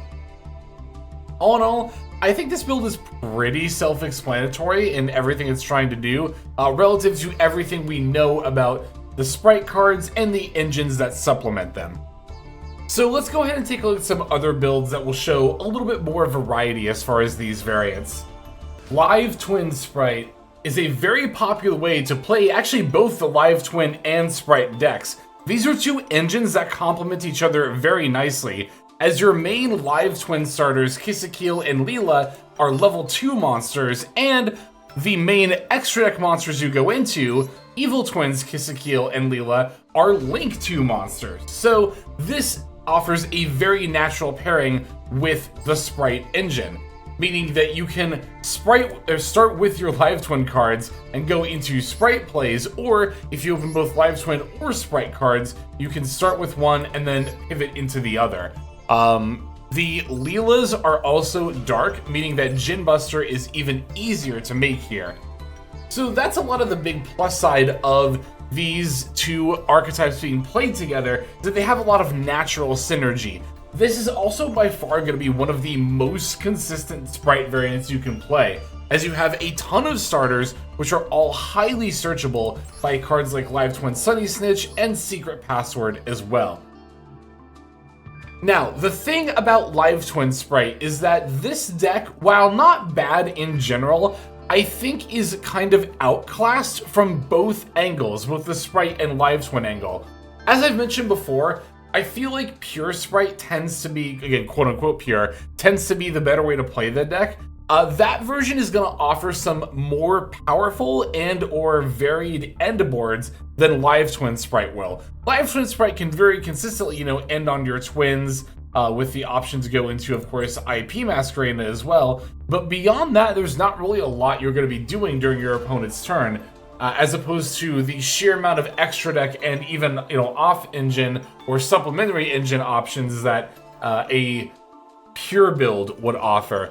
And also when it comes to the live twin side of things, I think that Fiendsmith makes a better supplementary engine for them than Sprite. Yeah, I think that Sprite really relied on live twins a lot more when, Blue and Jet and Starter were all not at 3, but now that they are at 3, you have a lot more options of what you can play Sprite with. And again, at this point in time, when that kind of build was popular and those cards were limited, Fiendsmith hadn't come out yet, and of course, the light fiend options within the live/evil twin deck definitely lean more towards that. So while I think that Sprite Live Twin is not a bad deck, I think that when it comes to either engine, you could honestly be doing better. Here's Fiendsmith Sprite, and aside from just playing, supplementary level 2 engines, when it comes to like other more dedicated packages, I actually think Fiendsmith is one of my more preferred ways to play the deck. Basically, this is going to play extremely similarly to how a pure Sprite deck would. We're basically just trading out the option to play Dominus Impulse for the other plays that the Fiendsmith package allows, namely letting us end on the DDD Wave High King Caesar. There are other cards you could play, like Desiree and or Abawaku, but honestly that's more extra deck space that we don't necessarily have to give up here, and I think that Caesar is going to be the strongest thing you can go into off the Fiendsmith engine in most cases. It's true that Desiree can negate any monster effect on the field, or any card effect on the field rather, and the Abawaku does provide a bit more flexibility, but I think that Caesar's effect is highly relevant against pretty much every meta deck, and the fact that it can do it twice per turn, that it negates and destroys, is very, very powerful. Not only that, but the Fiendsmith engine can actually get you into Sprite plays, because it's really not hard to have the leftover Fiendsmith sequence on the field alongside the Caesar. So, let's say you open Engraver plus any other hand trap. You can go Engraver and do the Fiendsmith line, which will end you on Caesar and again sequence on the field. Now you can normal summon your hand trap, link it with the sequence. As we know, any level/rank/link to monster plus any other monster is always full Sprite combo. So in that regard, you can then go into something like a Sprind, dump an Angler, and now you have full Sprite combo off of, again, your Fiendsmith Engraver plus any old random hand trap. So there's definitely a lot of natural synergy between something like Fiendsmith and Sprite, aside from Fiendsmith just being a good engine. Now, not only does Fiendsmith take up the main deck space, but again, as mentioned, you don't get to play Dominus Impulse because, of course, the Fiendsmith cards are light. I think, honestly, the bigger drawback of the Fiendsmith engine is that it takes extra deck slots, which, while Sprite is very flexible and doesn't have a lot of commitment for the extra deck, it is still quite a few slots that you lose to the Fiendsmith engine. It's, I think, 1, 2, 3, 4, 5, which is a third of your extra deck. Funnily enough, I think Moon of the Closed Heaven is actually a lot more optional in this Fiendsmith deck than in a lot, because here's the thing, right? Like, in other Fiendsmith decks, if you have any old, 2 random monsters, you can just at least go into Moon and of course, do Fiendsmith stuff. But in Sprite, if you have 2 random monsters, odds are one of them is going to be level 2 pretty much every single time. And in that regard, again, you could just go into Sprind, dump Angler, or Elf, revive your 2, and go into Gigantic, which is pretty much going to be better than Fiendsmith engine every single time. So, weird as it might sound, I think Moon is actually really optional here. But yeah, I think that Fiendsmith is overall pretty strong with Sprite. Of course, it's a really good engine in its own right, and it has some natural synergy going on as well. Millennium is another very powerful generic engine that also tends to play pretty well with Sprite. I mean, again, with its flexibility, Sprite really just likes any engine that can very easily put multiple bodies on board, and the Millennium engine is very easily capable of that. Now, this engine doesn't have any of its own level 2 monsters inherently, but because you can put the Sengenjin and the Golem and also the Doom Dragon on your board when you lead with the Sengenjin or the Golem, that will allow you to link 2 of them into Nightmare Phoenix. Now you have a link 2 plus 1 of their monster, which can go into Sprind, which of course can dump Angler, etc, etc. Now, when it comes to Millennium Sprite, I think that Millennium is actually best used when supplemented by other engines, right? What I mean by that is that, linking 2 of your Millennium monsters into the Nightmare Phoenix that's not going to do anything on turn 1 is pretty weak. However, if you were playing Sprite in Millennium with, let's say, Fiendsmith, then you would be able to pivot into something like Moon of the Closed Heaven instead, go into full Fiendsmith combo, you still have a sequence left over, then you can pivot into Sprind. Now, for this deck breakdown for all these different variants, I'm just showing each of these engines pretty much standalone with Sprite, but this is really where the 60-card Sprite piles start to come into play. And a lot of those 60-card decks want you to send cards from your deck to the graveyard, and again, this is where Millennium Engine can really shine with their ability to go into Zombie Vampire. But even in a build like this, Zombie Vampire could still send cards like Nimble Angler or Ronin Totem that you do actually want to end up in the graveyard, which is yet another strength of the Millennium Engine. So this sample list is a little bit weird. You could play this as a 40-card deck, but again, I would highly recommend adding Fiendsmith on top of this with maybe even some more engines, make it a 60-card deck, and then you're really cooking. I think that's the best application for Millennium with Sprite. Another newer deck that has a lot of natural synergy with Sprite is actually Yummy, and these 2 archetypes play very similarly to one another. The Yummy monsters, much like the Sprite monsters, can special summon themselves from the hand without actually activating as an effect, and they even do it while you control a level 2 Synchro monster, that is, or a Link 1 monster. Now, the archetype, of course, has its fair share of level 2 Synchro monsters, and as we well know, any deck that primarily features a level 2 monster can very naturally play Sprite as well.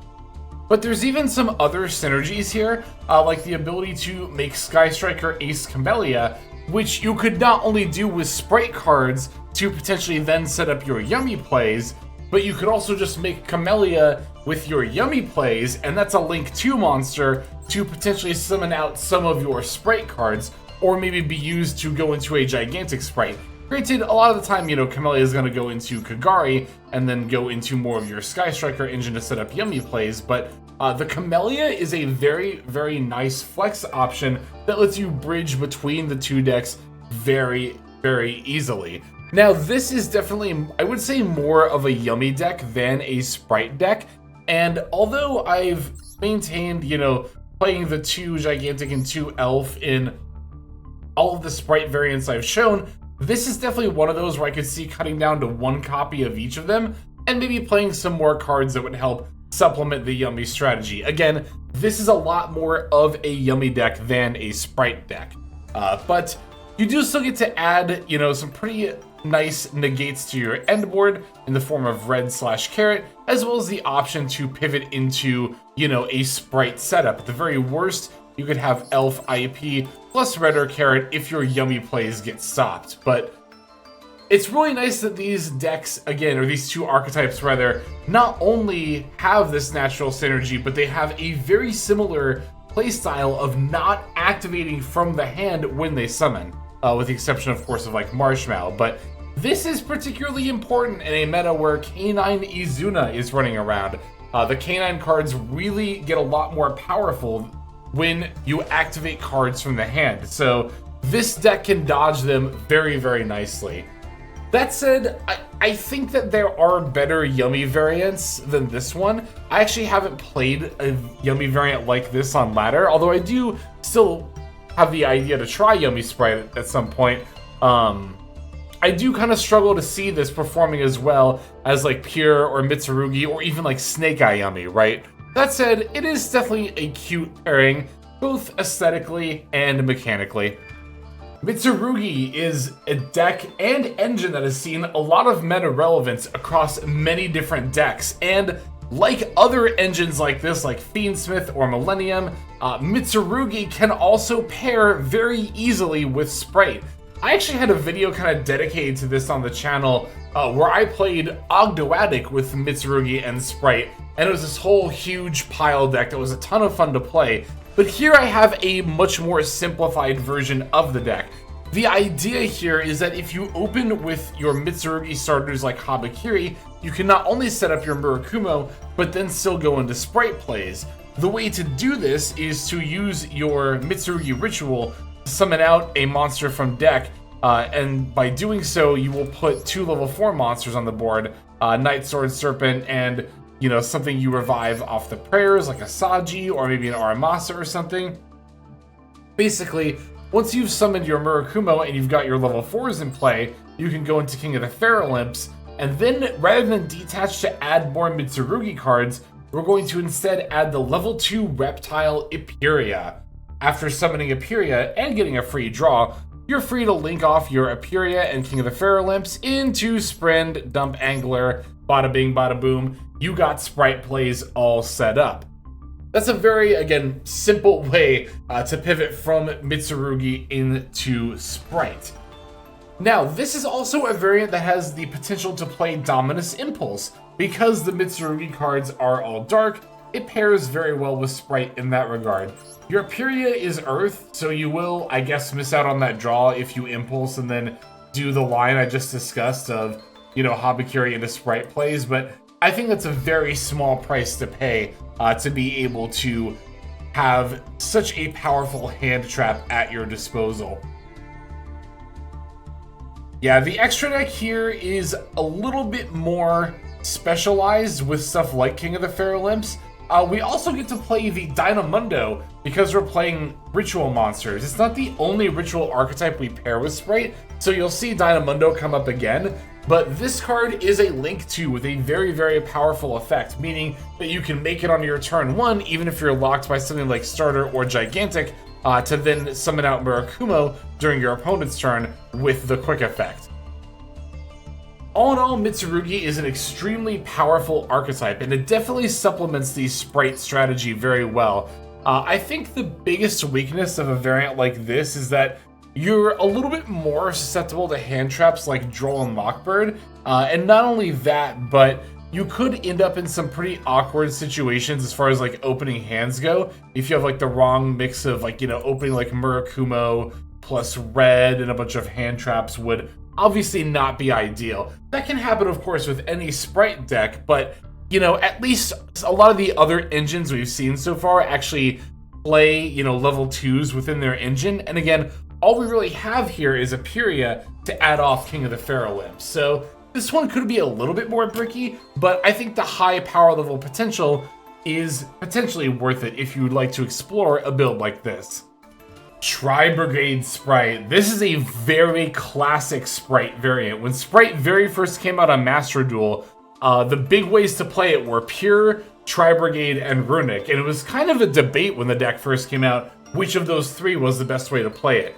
So the Tri-Brigade variant has a lot of flexibility in that you of course have a lot of ways to set up your Sprite plays, but there's also a lot you can do with the actual Tri-Brigade engine, beyond just going into Shurig, which is actually surprisingly optional. Really the main star from the Tri-Brigade engine relative to Sprite is of course Tri-Brigade Kit. That and the Ferrigite both play very well into your Sprind engine, of course being level and Link 2.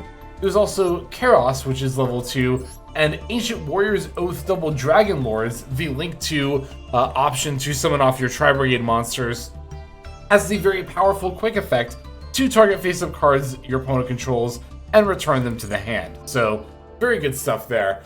I think that Tri-Brigade Sprite, although once one of the kind of like shining variants that was like considered rivaled with Pure, I think that nowadays it's not quite as good. Like it used to be, you would see Tri-Brigade Sprite in pretty much every single Duelist Cup. Not a lot of them, but at least one or two.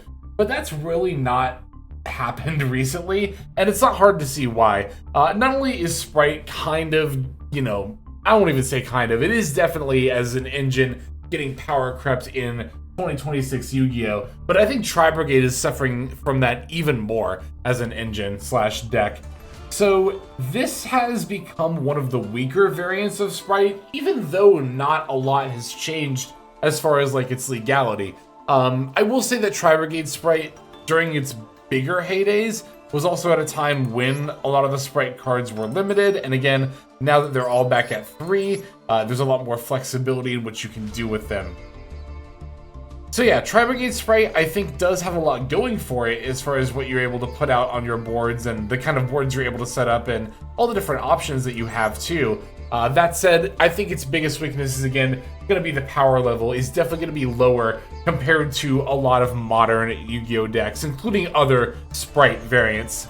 Runick is a classic pairing with Sprite. One of the main variants when Sprite very first came out, and arguably the best when Sprite very first came out, was in fact Runick Sprite, for the insane amount of advantage and control this deck was able to generate. Runick is already able to do those things very well by itself, but the Sprite engine is a natural complement, with Red and Carrot helping you hold down the board, and of course Hugin, the Runick Wings, is going to be one of our main Runick cards for searching out, especially for searching out the Fountain. You're going to be summoning this pretty much every single game, and it's got the level 2 on it, so there's already some natural synergy going on there. It might be weird to see 3 Ipiria here and not in like the Mitsurugi build, with Mitsurugi actually being a reptile archetype, but we don't really care about the reptile type here, we just care about the draw card. That's also why Cap Shell is here, for its ability to draw us a lot of cards as well, because it's nice to have a ton of cards while Runick Fountain's in play. The more cards in hand, the more likely they are to be Runick spells that you can fire off at your opponent during their turn, which will of course then cycle into even more draws. I don't think I need to tell you though what the big weakness is here, and that's mainly the fact that Runick Fountain is at 1, and this archetype lives and definitely dies by this card, particularly if this card gets banished, and there's a pretty popular card that tends to banish a lot of stuff. That's of course going to be SP Little Knight, is the bane of Runick Fountain, and it doesn't hurt, or it doesn't help rather, that SP Little Knight is played in like, you know, whatever 60-70% of Yu-Gi-Oh decks. So that's a pretty big weakness that Runick Fountain's going to have to pretty much every single deck out there in that regard. I think another big weakness of Runick Sprite is that you don't get a lot of room for off-engine, like hand traps or even board breakers, which, you know, a couple of years ago when Sprite came out wasn't that big of a deal to only be playing, what are we on, like 8 hand traps here? But in 2026 Yu-Gi-Oh, yeah, it's, you definitely notice that a lot more. And, you know, we could, you know, be looking at more board breakers like Droplet potentially, but the problem is you don't want this deck to be over 40 cards, because then you're not seeing your Runick spells and or Fountain nearly as consistently. So I think that power creep is really turning in on Runick Sprite a lot more than some of these other variants we're gonna see. I think even if Fountain were to go to 2, and like, you know, no other changes were made to the ban list for Runick, that would not be enough to pull not only Runick Sprite, but Runick as a whole out of the kind of sorry state it's in right now. Alright, so Yubel Sprite. This variant kind of follows the logical conclusion of playing Dark Beckoning Beast in Sprite. That is, of course, this engine is inherently good in Sprite, the Dark Beckoning Beast plus the opening of the Spirit Gates for how many level 2 bodies it can put on the board. In that way, Nightmare Throne can even act as another starter for Sprite, letting you search the Dark Beckoning Beast. And so, again, if we're following this engine to its logical conclusion, and we're already playing Nightmare Throne, we might as well slide in a couple of Yubel cards to add to our end board. That addition being the Phantom of Yubel. Not only that, but the Gruesome Grave Squirmer, even though it's a level 1 monster and not 2, is a huge extender for a Sprite, because the idea is that if you already open with like Dark Beckoning Beast and you have Nightmare Throne, you could then add the Gruesome Grave Squirmer, which can not only special summon itself while you control the Beckoning Beast, but you can then banish it to summon the Beckoning Beast from your graveyard. That's on top of the Beckoning Beast and the body that is going to get searched off of the opening of the Spirit Gates, and also the revival off opening the Spirit Gates. That's so many bodies off of that part of the engine alone. Now, the other option we have for Nightmare Throne is to destroy a monster from our deck rather than add it. If you want to do that, you could pop the Spirit of Yubel in your deck, special summoning Yubel, and that's how you would gain access to Phantom. That is another thing you could do if you already opened the Dark Beckoning Beast. But aside from those interactions, this is one of the variants that actually plays closest to pure. You even still get to play Dominus Impulse because, of course, all of the Yubel engine are dark monsters, so there's no conflict there. I've played Yubel Sprite quite a bit, and it definitely has a lot of big strengths, but this is kind of, again, one of those variants that was stronger when a lot of the Sprite cards were limited, because, like, although the Nightmare Throne does enable full Sprite combo by itself by searching Dark Beckoning Beast, you know, you could also just be playing Swap Frog. Well, we are playing Swap Frog in this build. The Nimble engine is what I meant to say. You could also be playing the Nimble engine and then just have access in that regard. Now, we are still playing Sprind in this build because we have the option to send this like Swap Frog or Ronin or even, you know, a Fiend monster potentially with Yubel, but I'll be honest, I think that Sprind is really cuttable from a build like this. This is the kind of build where Sprind is very, very fringe and likely won't come up very often. You could definitely play any amount of other like Link or rank 2 monsters, but yeah, this is definitely the kind of build where this is like why Sprind is optional, right? As I mentioned when talking about this card in particular, Sprind is not on auto-include. It's only good if you have good level 2 monsters to send. And we only have like meh level 2 monsters to send here. But yeah, like I said, although this plays pretty closely to pure, in the end, the Yubel options are slightly weaker than what the pure build can play, but it's still some pretty unique interactions that it allows, especially the Phantom of Yubel. Here we have Melffy Sprite. When we were covering the optional like side engines, we already talked about, you know, Melffy Caddy and Penny, and Melffy of the Forest, and how you can just use a very small Melffy package when paired with your Sprite stuff.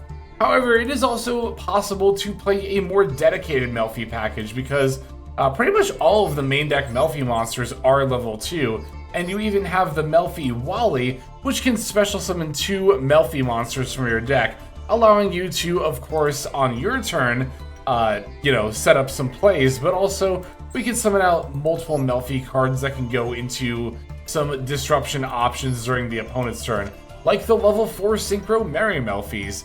Of course, there's always Herald of the Arclight, but Merry Melffys is a good option if you would rather bounce a monster on the field instead.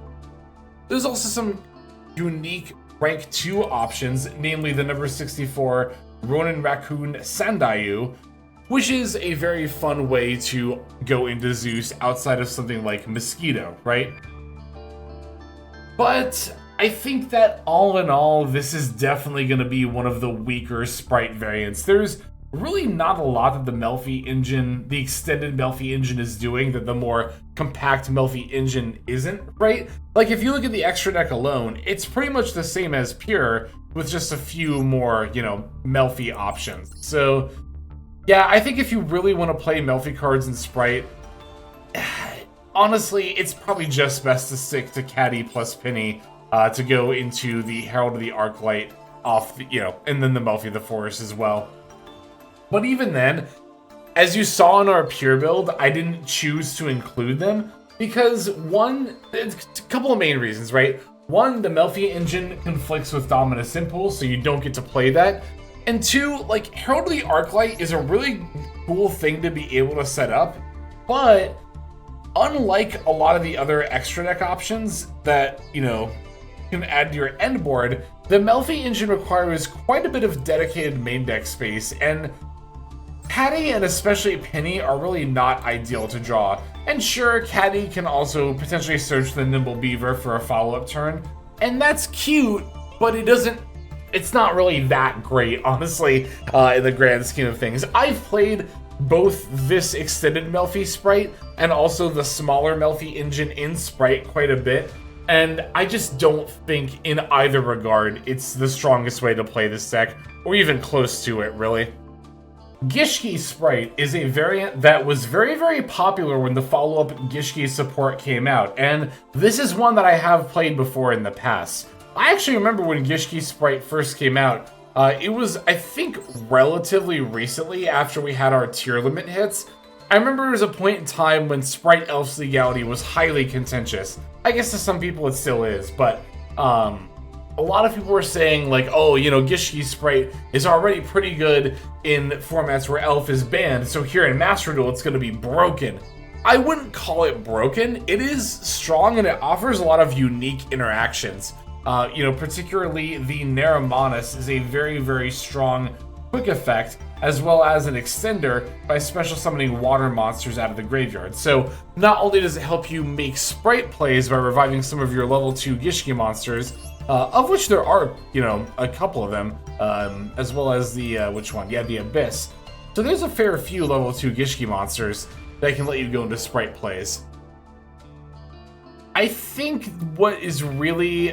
this is kind of similar to the effect of Mitsurugi Sprite, although not as much because we do play level 2 monsters here, but, you know, there's a lot of things like the Shadow and the Naramanus and your ritual spells that if you only open this side of the Gishki engine with your Sprite cards, it's going to feel really, really bad, right? There's a lot of kind of natural conflict there, so I think that's really what happened with Gishki Sprite. It's a little bit bricky, and while the payoff is rather unique in the kind of interactions that it provides, I don't think it is strong enough to really justify going out of your way to play Gishki.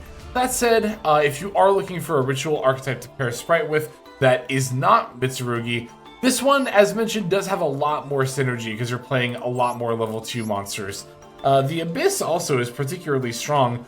It can search Gishki monsters, and it's not once per turn, meaning it can be, you know, summoned off of Gigantic from deck to search, or more likely, you're going to revive it off of Elf to get a bunch of Gishki searches, and of course, then you're not too locked in. You can still ritual summon. So that is a pretty unique and strong aspect to this deck. Runick For Hire is an extension of Runick Sprite that also includes the For Hire archetype to draw even more cards off the full go.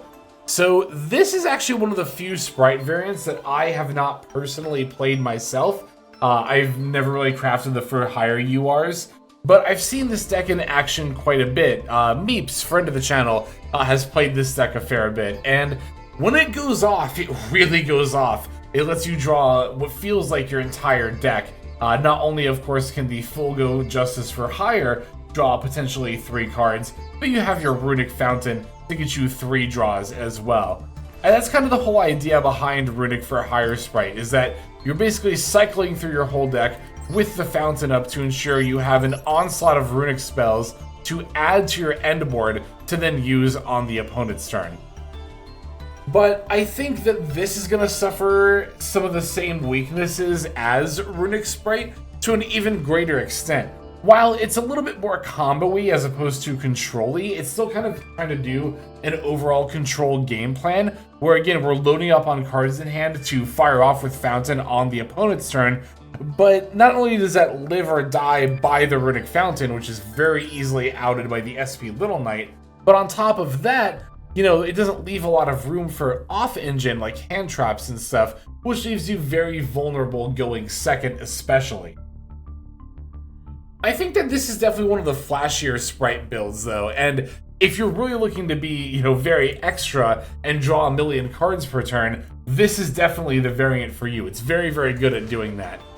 Adventure Sprite is one of the rare Sprite variants where you can actually go full combo with one card, well 1.5 cards, and they don't even have to be level 2 monsters that you open.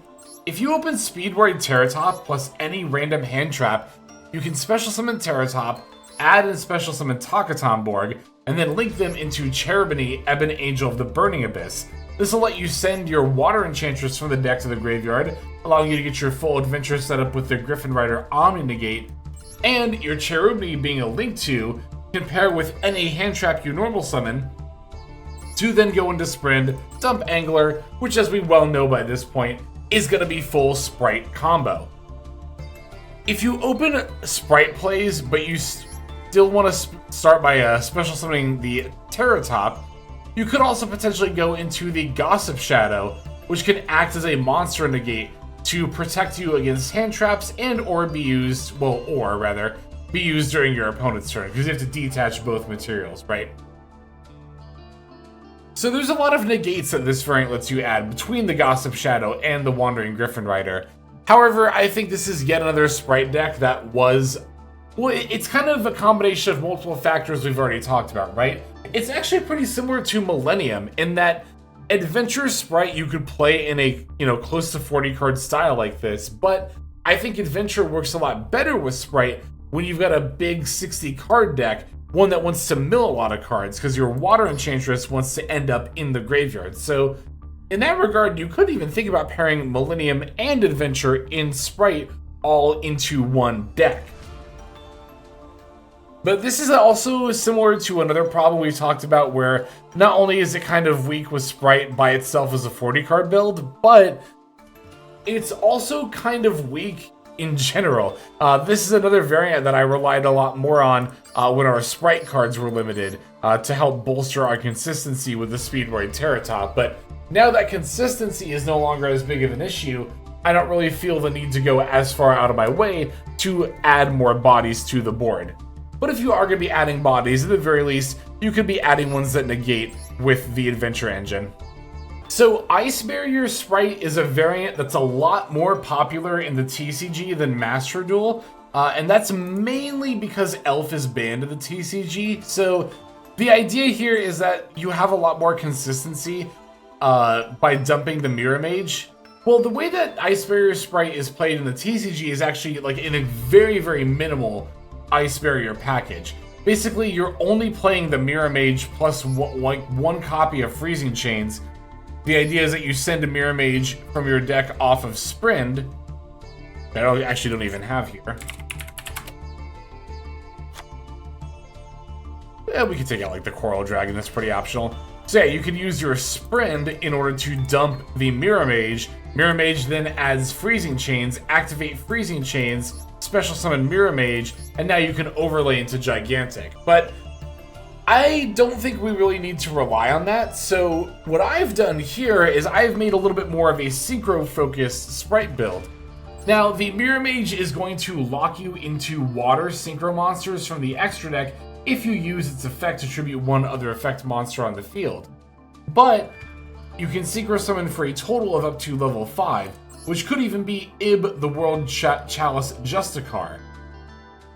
This on Synchro Summon could let you add the World Legacy Succession, which can summon monsters from the graveyard to zones your Link monsters point to, Link monsters like Elf. But also on top of that, when this card gets into the graveyard, you can then summon out the World Chalice from deck, which even though your Mirror Mage locks you into water synchro monsters, it's only from the extra deck. So you can still special summon the World Chalice from the deck.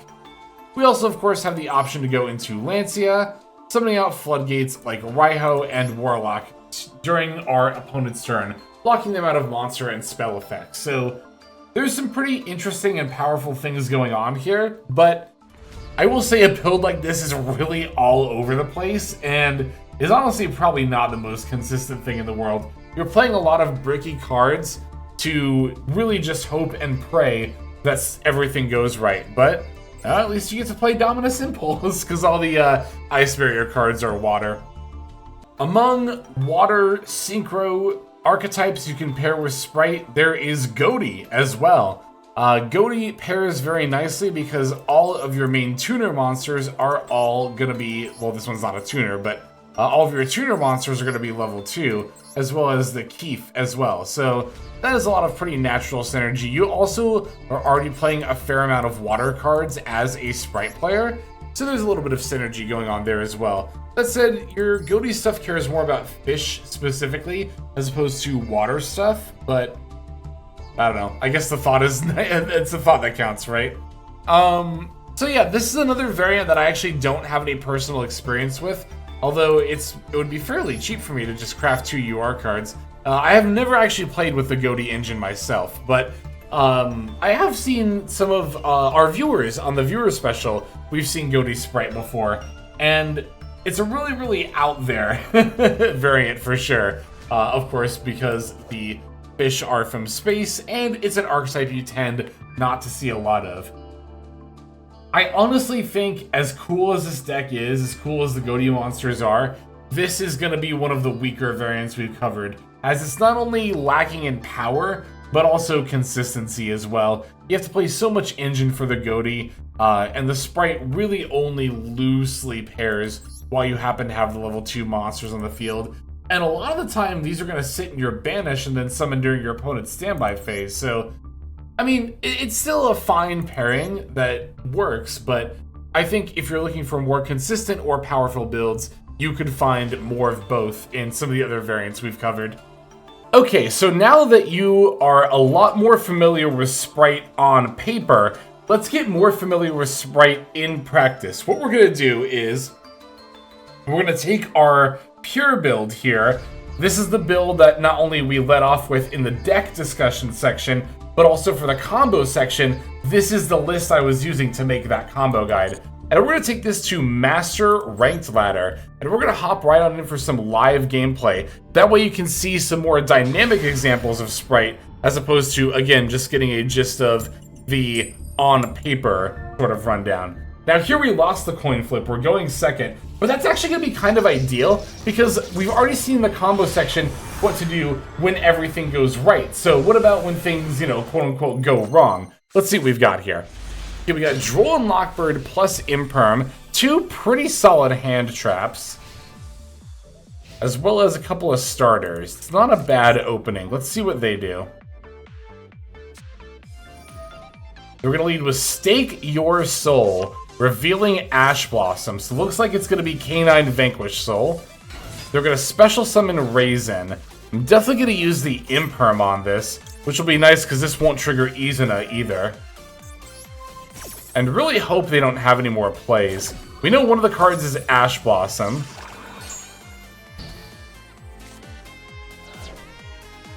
So let's see if they have any more follow-up. Okay, they're going to link into Rock. Rock add back Raisin, sure.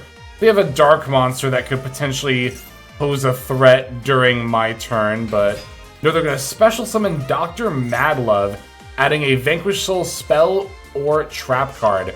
But thankfully here, we get to throw out the Droll and Lockbird. So now they can't add off of that Vanquish Soul start. So we know they have the Field Spell, Ash Blossom, and 2 unknown cards. Izuna is live now, but hopefully they just don't have that in hand. I'd really like to see them go end phase here. I guess they could make SP Little Knight. Maybe they're contemplating that. Again, we know they have Ash Blossom. It's another Raisin. That's fine. Are they going to make a rank for it? No, they're going to pass. That is completely fine. Oh, so that way they can set the Snow Devil, which won't be live. We know that for sure, because they only have 2 cards in hand.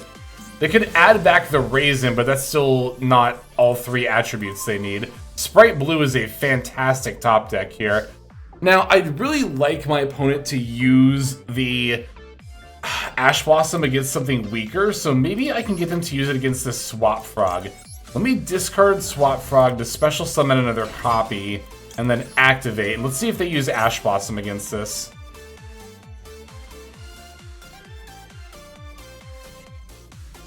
They did. Perfect. That's literally exactly what I wanted to happen.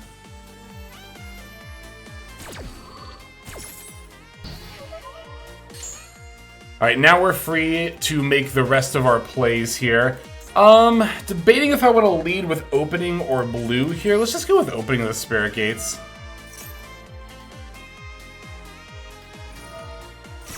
They're going to chain Rock of the Vanquisher. Adding a fire, that's not going to help them activate Mad Love.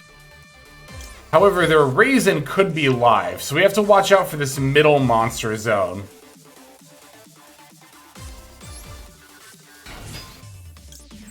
I could summon into it to try to bait some stuff out. I actually should have done it just there. Would have not been a bad idea. Okay, they're just going to concede knowing that I can full combo. Alright, so I think that was a pretty solid example of navigating a going second game with our hand traps and also using our multiple engines to sort of push through what they may or may not have. Even though our opponent there didn't threaten a lot, like they didn't have a lot of cards in hand and the Snow Devil wasn't really doing anything, neither were their monsters on board, it's always still important to play optimally through their cards, right? Like I'm still thinking about that Ash Blossom I know about and the best way to push through it, even if I feel like I've got this game in the bag.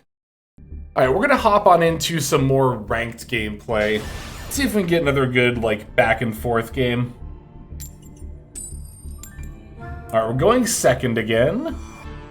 Not necessarily a problem, just depends on what our opening hand looks like.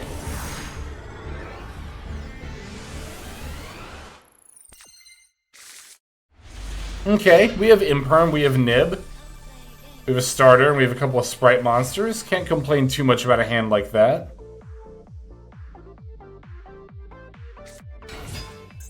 Normal summon Marshmallow Yummy. Alright, so we're going to Imperm the Snatchy that's about to get summoned here. And then pretty much just hope they don't have another extender after that. Because this deck can inherently play through Nibiru.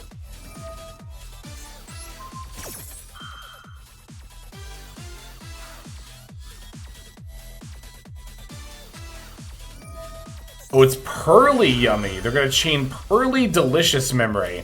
Okay, so they might actually end up playing into the Nibiru then. They might. We'll see. We'll see. They're going to discard Pretty Memory to special summon Purrely. That's summon 3.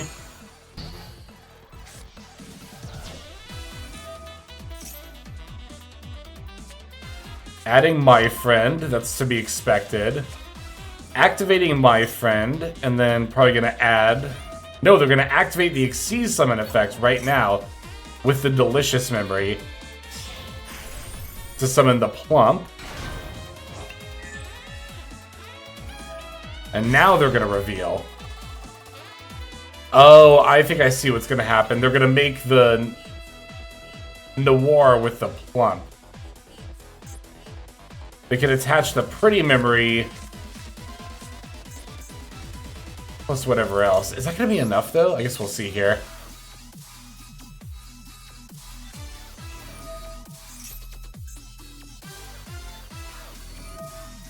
If they're activating and then chaining, I really hope they summon off this Happy Memory.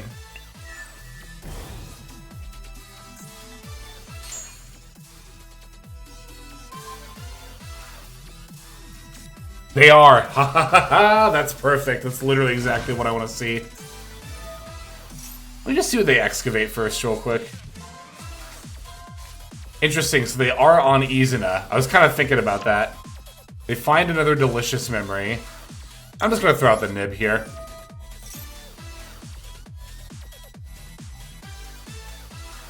Oh, but they could... Well, no, they can't chain Snatchy because it's negated, duh. Imperm, of course. They're gonna chain Delicious Memory. That's fine. They're not gonna summon again, are they? Oh, they're gonna absorb his material. Oh, and then banish a monster until the end phase. But that's fine. None of these cards individually pose a threat to me. I guess Snatchy would probably be the one that's most likely to, but yeah.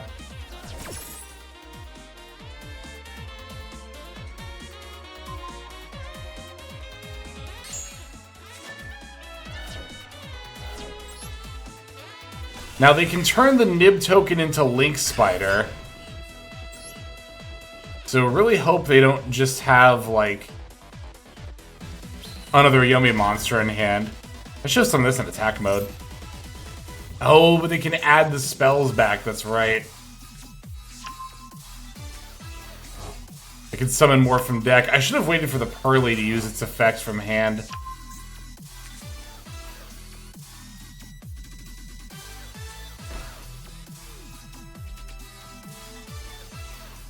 Although it looks like they might be done extending. No, they're not.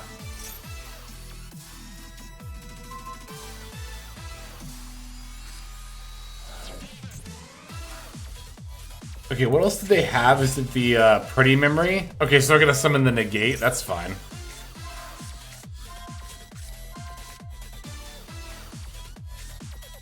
They have 2 Pretty Memory in hand. I guess this could be a Pretty Memory face down.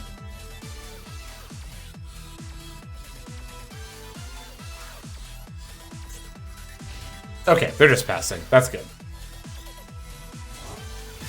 Okay, Plump gets back Snatchy, which means they can go into yummy plays, like Hooky, potentially, although Dominus Impulse is going to put a stop to that, so never mind. Works out pretty well for us. Alright, I'm going to start by activating Opening, and let's just see what they do in response to that. They're immediately going to activate Snatchy. I'm just going to throw out the Impulse.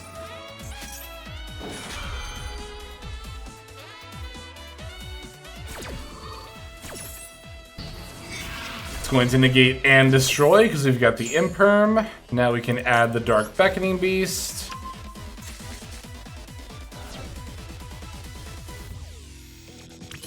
And let's go ahead and normal summon. Even if they do somehow destroy this or negate it, that's fine. I don't care about that. We still, of course, have the Sprite monsters in hand. We're gonna send away Purrely with the Droplet. That's fine.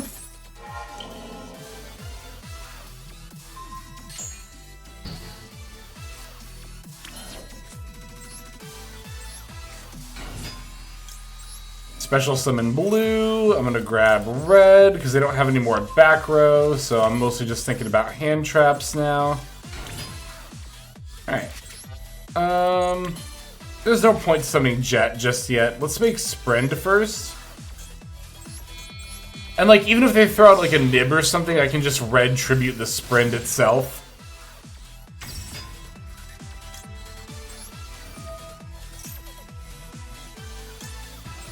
Alright, dump Angler, activate Angler.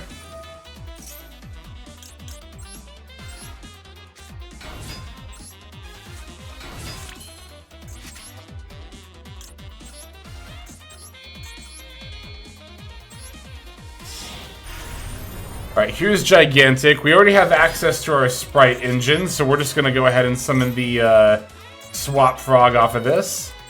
Yeah, I really should have put this in attack mode. But that's actually not gonna matter, because we have the Onibimaru Soul Sweeper in our deck, which is a dark monster, which means it can be used under the Impulse. In fact, let's just go ahead and do that right now.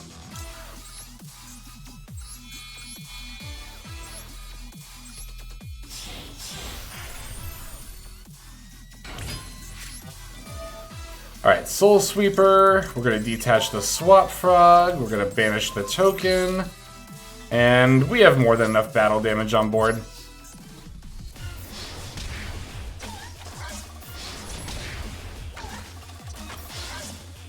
There we go. Yeah, Soul Sweeper is very, very handy for cleaning up monsters on board like that to help us finish the opponent off. another good example of us playing through our opponent's turn, countering their plays with our hand traps, and then proceeding into a combo line on ours.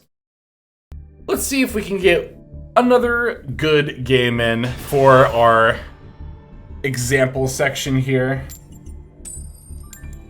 Alright, this time we're actually winning a coin flip. So maybe I can show a going first line with more than just like the minimal amount of starters, right? And show like sequencing, layering, all that fun stuff.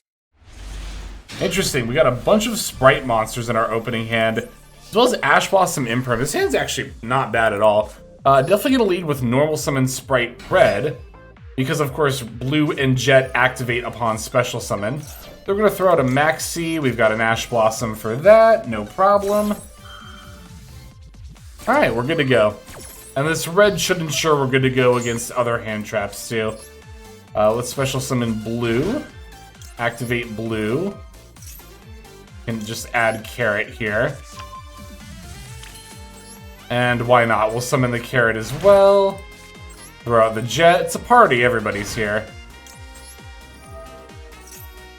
Grab starter. This will actually be useful for follow-up in a second here.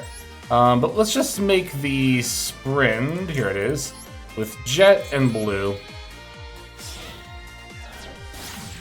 I'm thinking what I might do is, I might actually use the Elf in order to revive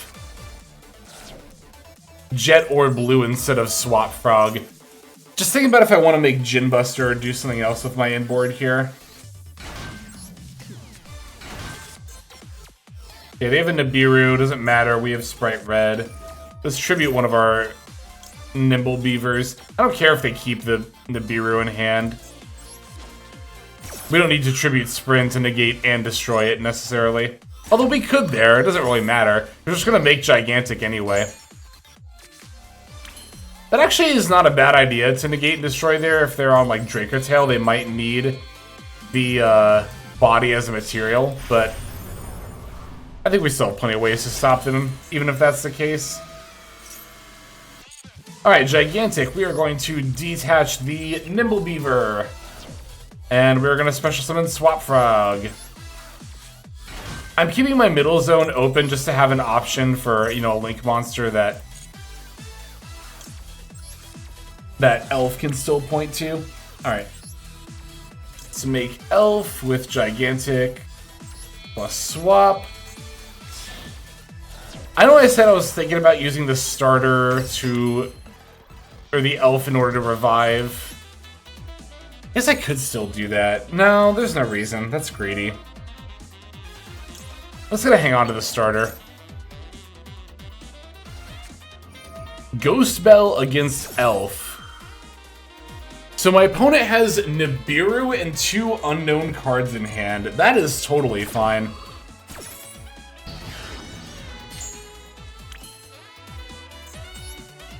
Because I can still make IP while keeping Red and Carrot on the field, and I'll have Imperm set. So I'll have 4 counterplays their 3 cards. Definitely sounds good to me. Just summon Blue, doesn't really matter.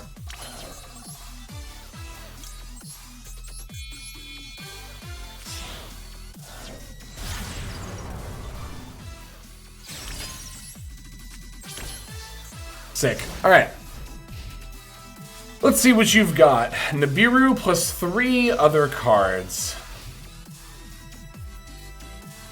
And it's not enough to play through the board we were able to establish. This is a prime example of why I wanted to show a going first game for the live game section as well. Because again, if you open more than just one of your starters, you can do a lot. And there we didn't even open a starter, we just opened a bunch of Sprite monsters, but we can still just summon them all to the board for one big push and get that dub.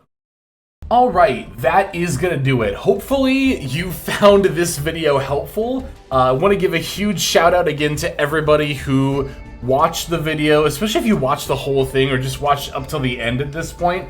You know, watching an entire video, especially one this long, is a fantastic way to support smaller channels like mine. So thank you very much. And if you're looking for some more support you can offer. Again, patreon.com/hexlex for exclusive content multiple times a week over there.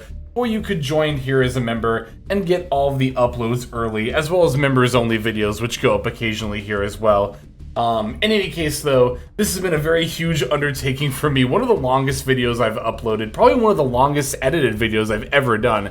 So thank you very much for supporting me on this, but we're going to end things off here. Let's move on to our outro credits, so again, we can thank specifically those YouTube members and Patreon subscribers. Hey everybody, Hexlex here. Thank you so very much for watching all the way to the very end of the video, which by the way is one of the best ways to support the channel. Speaking of supporting the channel, take a look at the names on screen. These are folks who have been so generous as to either join as a YouTube member or subscribe over on patreon.com/hexlex to support. There's also perks for doing so.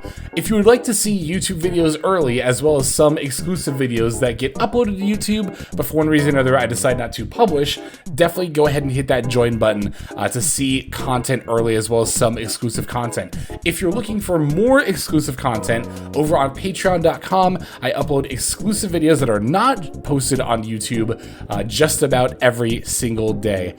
Whether you choose to subscribe over on Patreon, join as a YouTube member, or simply continue to watch, your support is greatly appreciated. Thank you so very much. But for now, this is Hexlex. I am signing out, and I hope that you have a fantastic day.